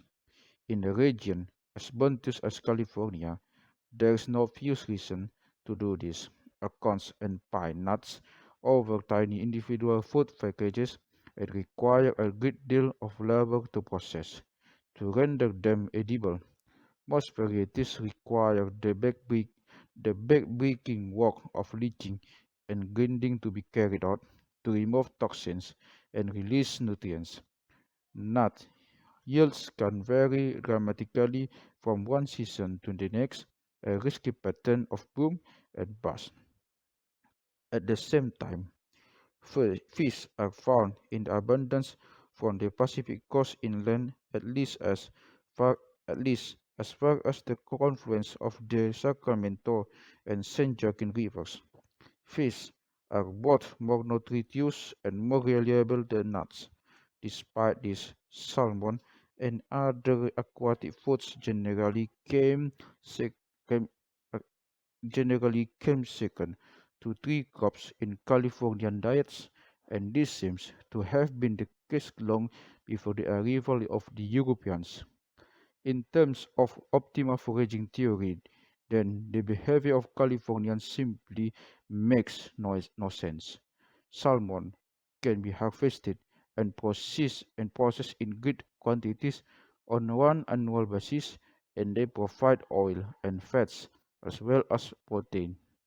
In terms of cost-benefit calculations, the peoples of the Northwest Coast are eminently more sensible than Californians and have been for hundreds and having for hundreds or even thousands of years. Granted, they also have little choice since nut gathering was never a serious option on the Northwest Coast. The main forest species there are conifers. It also true that Northwest Coast peoples enjoyed a greater range of fish than Californians, including Eflahorn or candlefish, intensively exploited for its oil, which was which was both a staple food or a core ingredient in grease fest, where nobles ladled great quantities of this stuff onto the burning hearth and occasionally onto one another, but the Californians did have a choice. California, then, is an ecological puzzle. Most of its indigenous inhabitants appear to have prided themselves on their hard work, clear-sighted practically, and prudence in monetary affairs, quite unlike the wild and excessive self-image of Northwest Coast chiefs, who like to boast that they didn't care about anything, but as it turns out, the Californians were the ones basing their entire regional economy on apparently irrational choices. Why did they choose to intensify the use of oak groves and pinon stands when so many rich fisheries were available? Ecological determinists sometimes try to solve the puzzle by appealing to food security. Pagans like Lemuel might have been seen as a villains, at least in some characters, but brigands, they argue, will always exist. And what is more attractive to thieves and raiders than stockpiles of already possessed easy to transport food? But that fish, for reasons that should be obvious to all of us, cannot be left lying around. They must be either eaten immediately or cleaned, filleted, dried, and smoked to prevent infestation. On the northwest coast, these tasks were completed like clockwork in the spring and summer because they were critical for the group's physical survival and also its social survival in the competitive fasting exploits of the winter season. In the technical language of behavioral ecology, fish are front-loaded. You have to do most of the work of preparation right away. As a result, one could argue that a decision to rely heavily on fish, while undoubtedly sensible in pure nutritional terms, is also weaving a noose from one's own neck. It meant investing in the creation of storable surplus of processed and packaged foods, not just preserved meat, but also fats and oils, which also meant creating an irresistible temptation for plunderers, acorns, and nuts. On the other hand, present neither such risks nor such temptations. They are backloaded. Harvesting them was a simple and fairly leisure affair, and crucially, there was no need for processing prior to storage. Instead, most of the hard work took place only just before consumption, leaching and grinding to make porridges, cakes, and biscuits. This is the very opposite of smoked fish, which you don't even have to cook if you don't want to. So there was little point in raiding a store of raw accounts. As a result, there was also no real incentive to develop an organized ways of defending these stores against potential raiders. One can begin to see the logic here. Salmon fishing and account gathering simply have very different practical affordances, which over the long term might be expected to produce very different sorts of societies. One warlike and prone to raiding, and after you have made off which with the food, it's not it's not much of a leap to begin carrying off prisoners as well. The other essentially peaceful Northwest Coast societies then were warlike because they simply didn't have the option of relying on a war-proof staple food. It's certainly an elegant theory, quite clever and satisfying in its own way. The problem is, it just doesn't seem to match up the historical reality. The first and the most obvious difficulty is that the capture of dried fish or foodstuffs of any kind was never a significant aim of Northwest Coast intergroup grading. To put it bluntly, there's only so many smoked fish one can pile up in a volcano, and carrying bulk products overland was even more difficult. Pack animals being entirely absent in this part of the Americas, everything had to be carried by human beings. On a long the on a long trip, a slave is likely to eat about as much as they can carry. The main aim of raids was always to capture people, never food. But this was also one of the most densely populated regions of North America, where then they did the where then did this hunger for people come from? These are precisely the kind of questions that optimal foraging theory and other rational choice approaches seem utterly unable to answer. In fact, the ultimate causes of slavery didn't lie in environmental or demographic conditions, but in Northwest Coast concepts of the proper ordering of society, and this in turn were the result of political jockeying by different sectors of the population who, as everywhere, had somewhat different perspectives on what a proper society should be. The simple reality is that there was no shortage of working hands in Northwest Coast households, but a good proportion of these hands belonged to aristocratic title holders who felt strongly that they should be exempted from manual work. They might hunt manatees or kill whales, but it was inconceivable for them to be seen building wells or cutting fish. First-hand accounts show this often became an issue in the spring and summer, and when the only limits of on fish harvesting were the number of hands available to process and preserve the catch. Rules of decorum prevented nobles from joining in, while low-ranking commanders, perpetual transients, as one ethnographer called them, would instantly defect to a rival household if, if pressed too hard or called upon too often. In other words, aristocrats probably did feel that commanders should be working like slaves for them, but commanders had other opinions. Many were happy to devote long hours to art, but considered first runs quite another matter. Indeed, the relation between title-holding nobles and their dependents seems to have been under constant negotiation. Sometimes it was not entirely clear who was serving whom.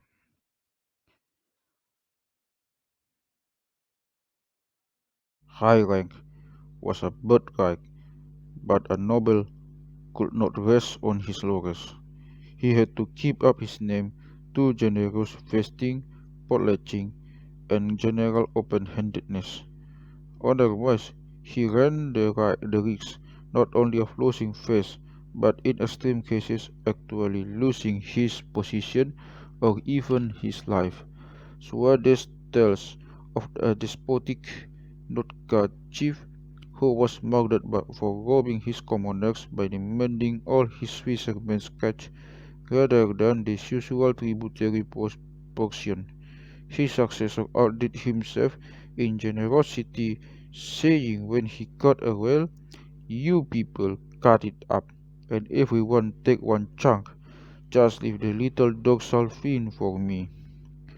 The result, from the noble's point of view, was a perennial shortage, not of labor as such, but of controllable labor at key times of year. This was the problem to which slavery addressed itself, and such were the immediate causes which made harvesting people from neighboring clans no less essential to the aboriginal economy of the northwest coast than constructing wells, clam gardens, or terrace good plots. So we must conclude that ecology does not explain the presence of slavery on the northwest coast. Freedom does. Title-holding aristocrats, locked in rivalry with one another, simply lack the means to compel their own subjects to support their endless games of magnificence. They were forced to look abroad. What then of California?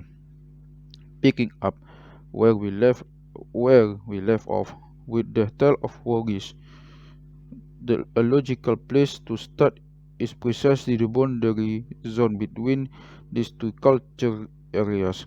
As it turns out, the Yurok and other Protestant foragers of Northern California were, even by Californian standards, unusual, and it behoves us to understand why. In which we turn to the cultivation of difference in the Pacific Settled Zone.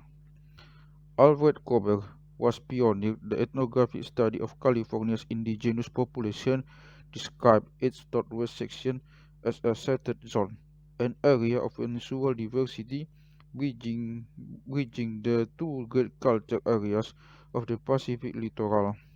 Here, the distribution of ethnic and language groups Yurok, Karuk, Hupa, Tolowa, and as many as a dozen smaller as many as dozen even smaller societies compressed like the billows on a coalition.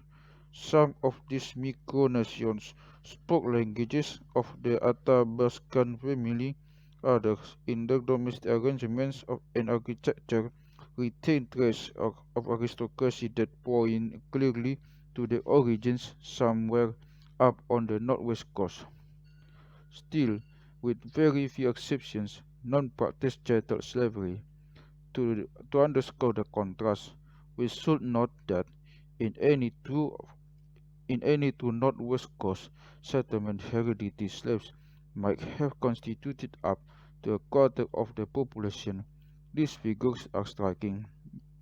As we noted earlier, they reveal the demographic balance in the colonial South at the height of cotton boom and are in line with estimates for household slavery in classical Athens. If so, there were full-blown self-societies where unfree labor underpinned the domestic ecology and sustained the prosperity of nobles and commoners alike. Assuming that many groups came south from northwest coast, as linguistic and other evidence suggests, and that at least some and that at least some of this movement took place after about 1800 BC, when slavery was most likely institutionalized.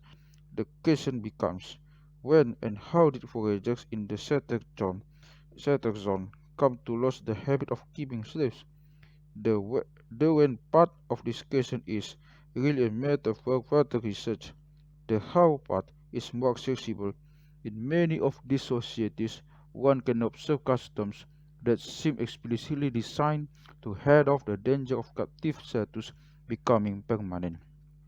Consider, for example, the Euro requirement for victors in battle to pay compensation for each life taken at the same rate one would pay if one were guilty of murder.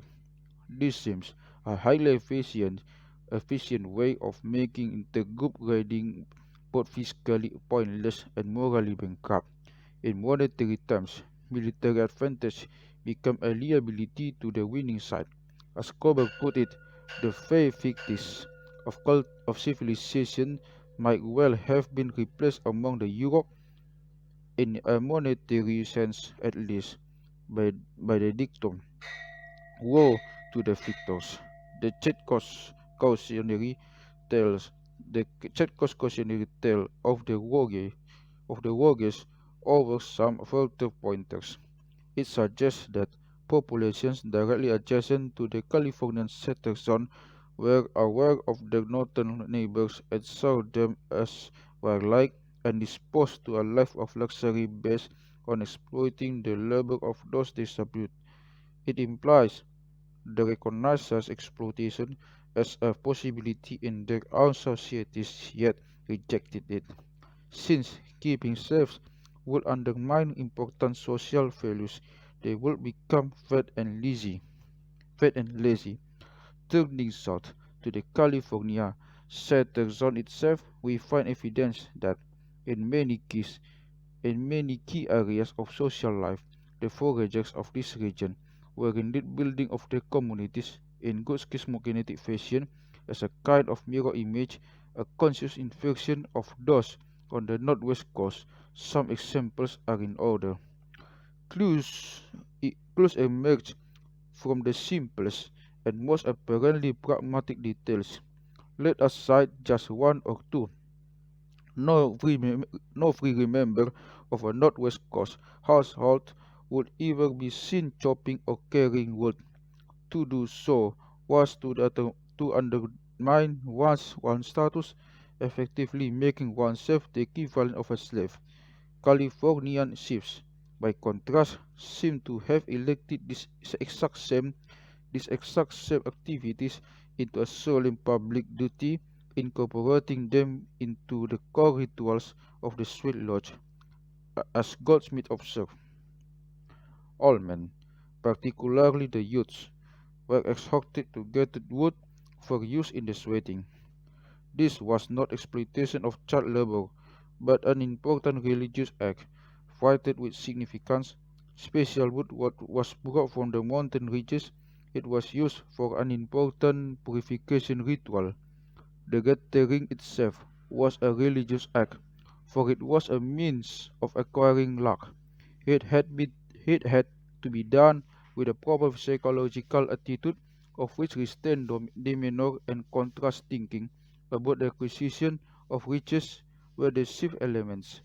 The job became a moral and rather the job became a moral end rather than a mean to an end, with both religious and economic involvements. Similarly, the ritual sweating that ensued by purging the Californian male's body of surplus fluid infers the excessive consumption of fat, blubber, and grease that signified masculine status on the northwest coast. To enhance his status and impress his ancestors, the nobleman of the northwest coast ladled candlefish oil into the fire as the tournament filled on the potluck. The Californian chief, by contrast, burned calories in the close seclusion of his wage lodge. Native Californians seem to have been well aware to the kinds of values they were rejecting. They even institutionalized them in the figure of the clown, whose public antics of sloth, gluttony, and megalomania, while offering a platform from which to sound off about about local problems and discontents, also seem to parody the most covert values of approximate civilization. Further infections occur in the domains of spiritual and aesthetic life. Artistic traditions of the Northwest Coast are all about spectacle and deception, the theatrical trickery of masks that flicker open and shut, of soap figures pulling the gaze in sharply opposite directions. The native word for ritual in most Northwest Coast languages actually translated as fraud or illusion. Californian spirituality provides an almost perfect antithesis. What mattered was cultivation of the inner self through discipline, understanding, and hard work. Californian art in Californian art entirely avoids the use of marks.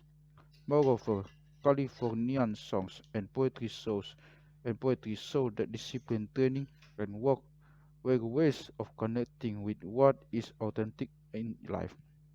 So, while Northwest Coast groups were not averse to adopting Europeans in lavish naming ceremonies, would-be Californians, like Robert Frank, adopted by the Euro in the late 19th century, were more likely to find themselves holding wood from the mountains, weaving each footfall, and they earned their place among the real people.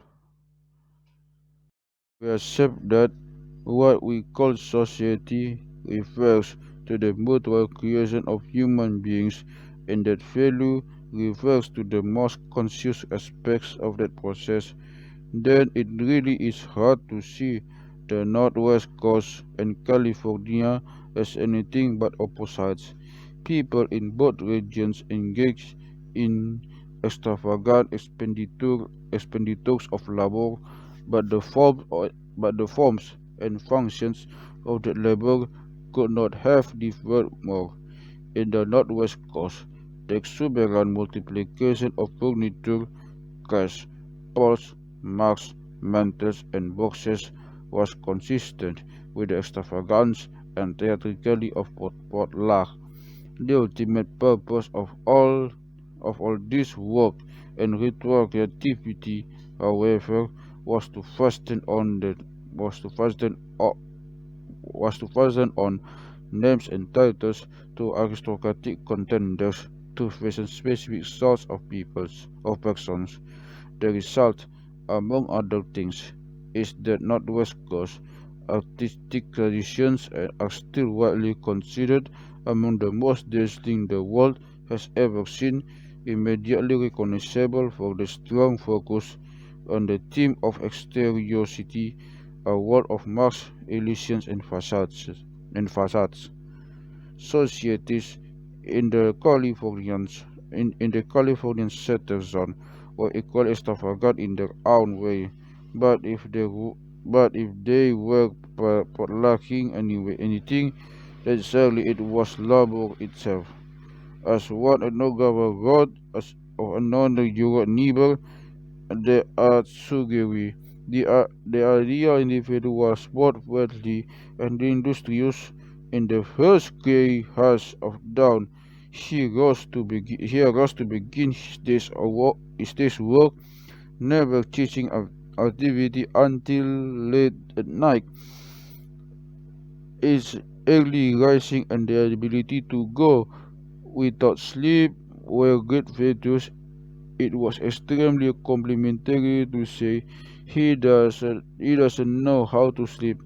Wealthy men, and it should be noted that all these societies were decidedly patriarchal, when typically seen as providers for poorer dependents, improvident folk and foolish lifters, that by virtue of their own self-discipline and labor, and that of their wives. With its Protestant emphasis on on interiority and introspection, Californian spirituality offers a perfect counterpoint to the smoke and mirrors of Northwest Coast ceremonials. Among the Yurok, work properly performed became a way of connecting with a true reality, of which objects like the dahlia and hummingbird sculpts were, were mere outward manifestations. A contemporary ethnographer explains. As he accumulates himself and becomes cleaner, the person in training sees himself as more and more real, and thus the world as more and more beautiful, a real place in experience rather than merely a setting for a story for intellectual knowledge. In 1865, Captain Spot, for instance, trained for many weeks as he helped the medicine men prepare for the first salmon ceremony at the mouth of the Klamath River. The old medicine man sent him to bring down sweet housewood. On the way he cried with nearly every step because now he was seeing with his own eyes how it was done. Tears, crying, are of crucial importance in neuro-spiritual training as manifestations of personal yearning, sincerity, humility, and openness.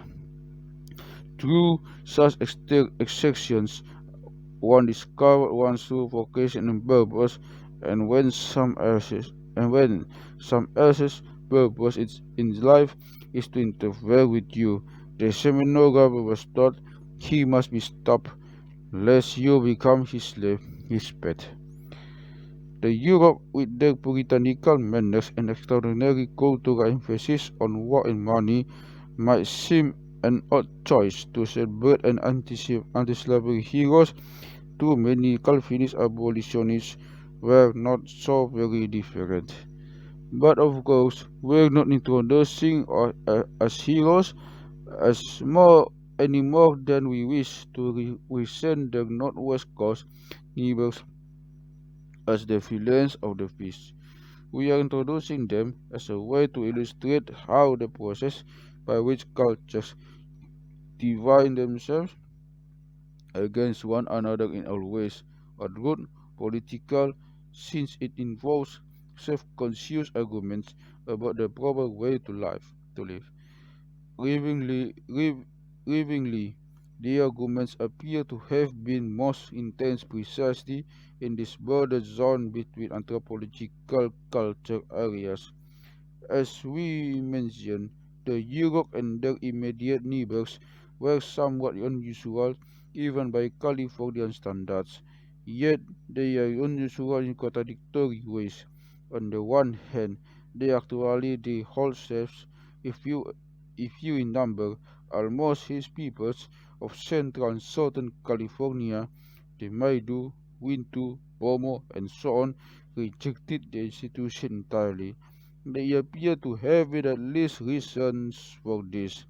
First, almost everywhere except in the Northwest, a man or woman's money and other wealth was ritually burned at death, and as a result, the institution served as an effective leveling mechanism. The Euro Karuk Hupa are one are, the Euro Karuk Hupa area was one of the few places where the thalliums could actually be inherited. Combine this with the fact that quarrels did lead to work much more frequently here than anywhere else, and you have a kind of shrunken, diminished version of the Northwest Coast ranking system, in this case a tripartite division between wealthy families, ordinary Euro and paupers. Captives were not slaves. All sources insist they were redeemed quickly, and all killers had to pay compensation. But all this required money. These men, the important men who often instigated wars, could profit handsomely from a affair by lending to those unable to pay, and the latter were thus either reduced to debt peons or retreated to live ignominiously in isolated homesteads in the woods. One might see the intense focus on obtaining money and resultant puritanism, and also the strong moral opposition to slave raiding as a result of the tensions created by living in this unstable and chaotic buffer zone between the two regions. Elsewhere in California, formal chiefs or headmen existed, and though they wielded no power of compulsion, they settled conflicts by raising funds for compensation collectively, and the focus of cultural life was less on the accumulation of poverty than on organizing annual rites of world renewal. Here one might say, here one might say things have turned full cycle. The ostensible purpose of the potluck and spectacular competitions over wealth and heirloom titles on the northwest coast was ultimately to win roles to win prize roles in the great winter masquerades that were similarly intended to revive the forces of nature. California shifts to were ultimately concerned with winter masquerades. Being Californians, they did not employ literal masks, but in the calculate winter ceremonial, gods came down to earth and were embodied in custom dances designed to regenerate the world and save it from imminent destruction. The difference, of course, was that in the absence of a several force of any system of hereditary titles, Californian Pomo or Maidu chiefs had to go about organizing such rituals in an entirely different way. Some conclusions.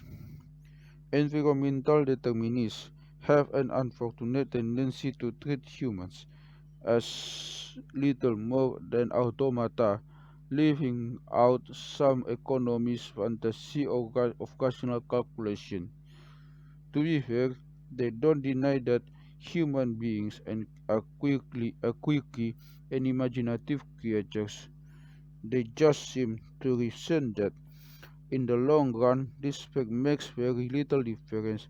Those who don't follow an optimal pathway for the use of resources are destined for the ash heap of history. Anthropologists who object to this kind of determinism will typically appeal to culture, but ultimately this comes down to little more than insisting that explanation is impossible. English people act the way they do because they are English. Euro act the way do because they are Euro. Why they are English or Euro is not really how to say human for this other perspective, which is just an extreme in its own way, are the best and arbitrary constellation of cultural elements, perhaps assembled according to some prevailing spirit, code, or ethos, or which society ends up with, with which ethos is treated as beyond explanation, little more than a random roll of the dice. Putting matters in such stark terms does not mean there is no truth to either position. The intersection of environment and technology does make a difference, often a huge difference, and to some degree, cultural difference really is just an arbitrary roll of the dice. There is no explanation why Chinese is a tonal language and Finnish an agglutinative tone one. That's just the way things happen to turn out. Still, if one treats the arbitrariness of linguistic difference as the foundation of all society theory, which is basically what structuralism did, and post-structuralism continues to do, the result is just as mechanically deterministic as the most extreme form of environmental determination. Language speaks us. We are doomed to endlessly enact patterns of behavior, not of our own creation, not of anyone's creation really, until some seismic shift in the cultural equivalent of tectonic plates lends us some somehow is a new, equally inexplicable arrangement. In other words, both approaches presume that we are already effectively stuck. This is why we are this is why we ourselves place so much emphasis on the notion of self-determination, just as it is reasonable to assume that Pleistocene mammoth hunters moving back and forth between differentiational forms of organization must have developed a degree of political self-consciousness to have thought about the relative merits of different ways of living with one another. So too, the intricate webs of cultural difference that came to characterize human societies after the end of the last ice age must certainly have involved a degree of political introspection. Once again, our intention is simply to treat those who created these forms of culture as intelligent adults capable of reflecting on the social worlds they were building or rejecting. Obviously, this approach, like any other, can be taken to ridiculous extremes. Returning momentarily to Weber's Protestant ethic, it is popular in certain circles to claim that nations make choices, that some have chosen to be Protestant and others Catholic, and that this is the main reason so many people in the United States of Germany are rich, and so many in Brazil or Italy are poor.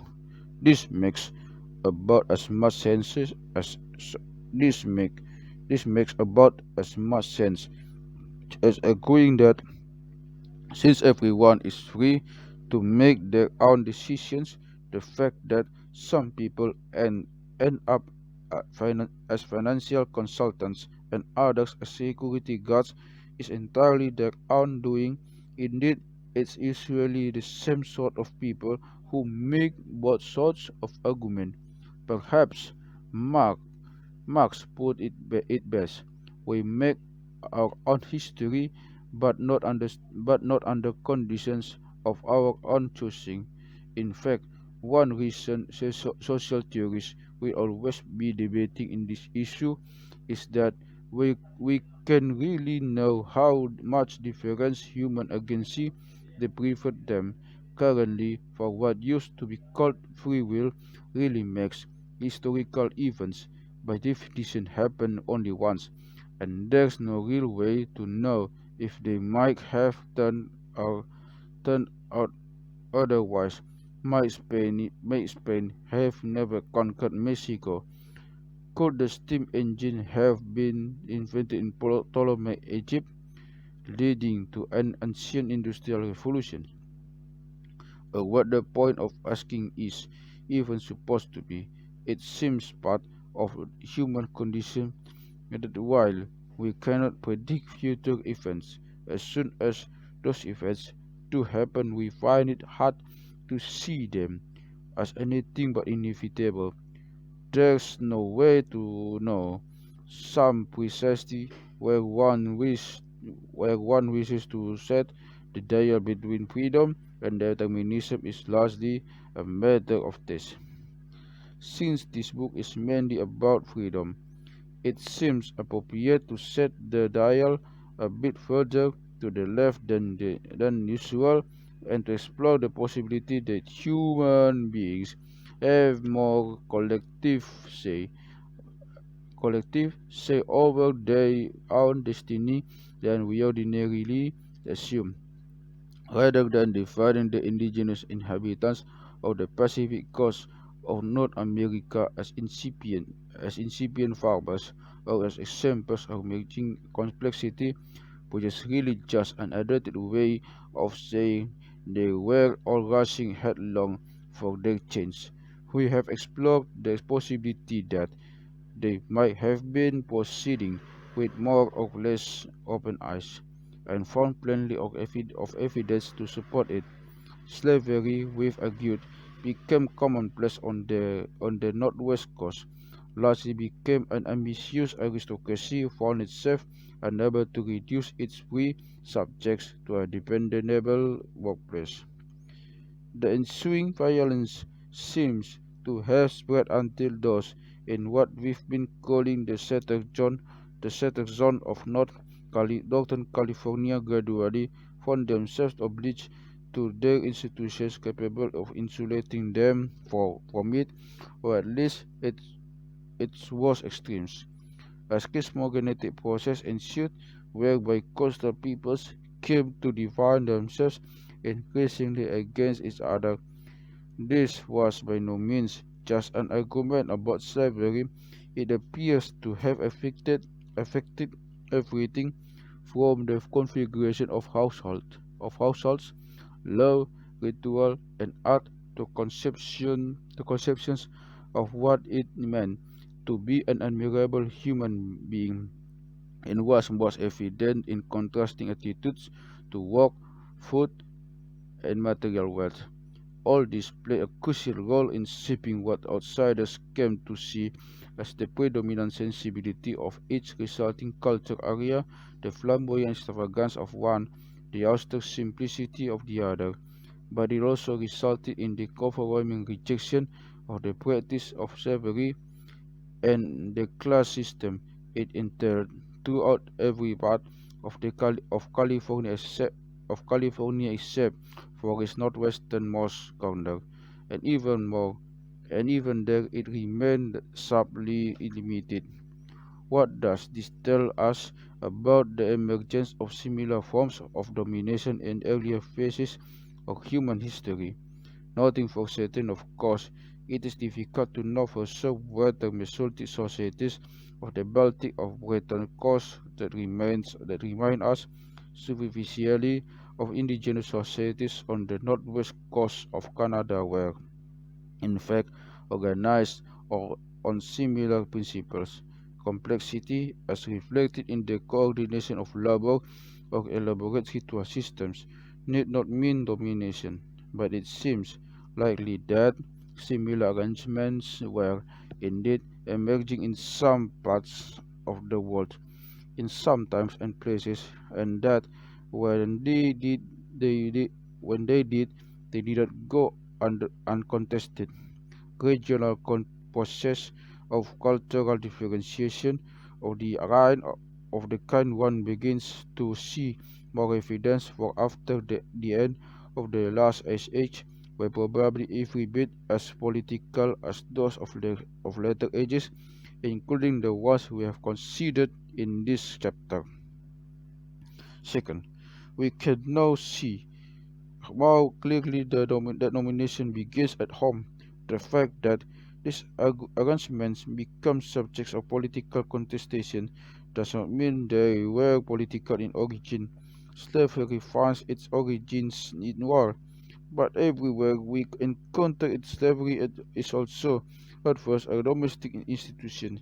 Hierarchy and poverty may derive from notions of the sacred, but the most brutal forms of the exploitation have their origins in the most intimate of social relations as professions of nurture, love and caring. Certainly, these origins are not to be found in government.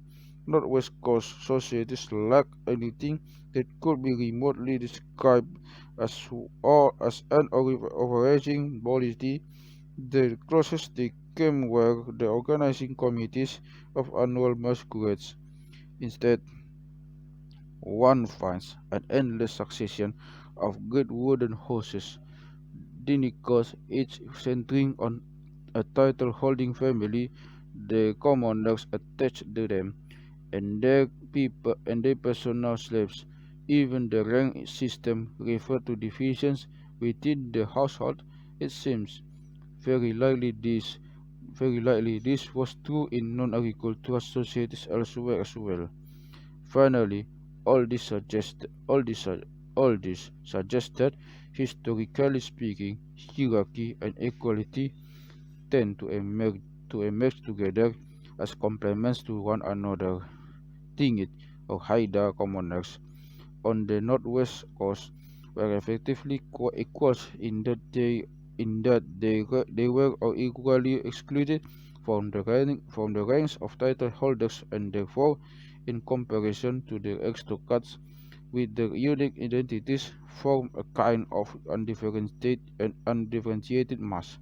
Insofar as Californian societies rejected that entire arrangement, they could be described as self-consciously egalitarian, but in a quite different sense. Odd as it may seem, this comes through most clearly in their enthusiastic embrace of money, and again comparisons with their northern neighbors are instructive. For Northwest Coast societies, wealth, which was sacred in every sense of them, consisted above all of heirloom treasures, whose value was based on the fact that each was unique and there was nothing in the world like it. Equality between title holders was simply inconceivable. Much though they might have argued about who ultimately outranked whom. In California, the most important forms of wealth consisted of currencies whose value whose value lay in the degree to which each string of dentalium of band of woodpecker scalps was exactly the same, and could therefore be counted, and generally speaking, such wealth was not inherited but destroyed on the owner's death. As our continues, we will encounter this dynamic repeatedly. We might refer to it, perhaps, inequality from below. Domination first appears on the most intimate domestic level. Self-consciously egalitarian politics emerge to prevent such relations from extending beyond those small walls into public sphere, without which often comes to be imagined in the process as an exclusive sphere for adult men. These are the kind of dynamics that culminated in phenomena like ancient Athenian democracy, but their roots probably extend much further back in time to well to well before the advent of farming and agricultural societies.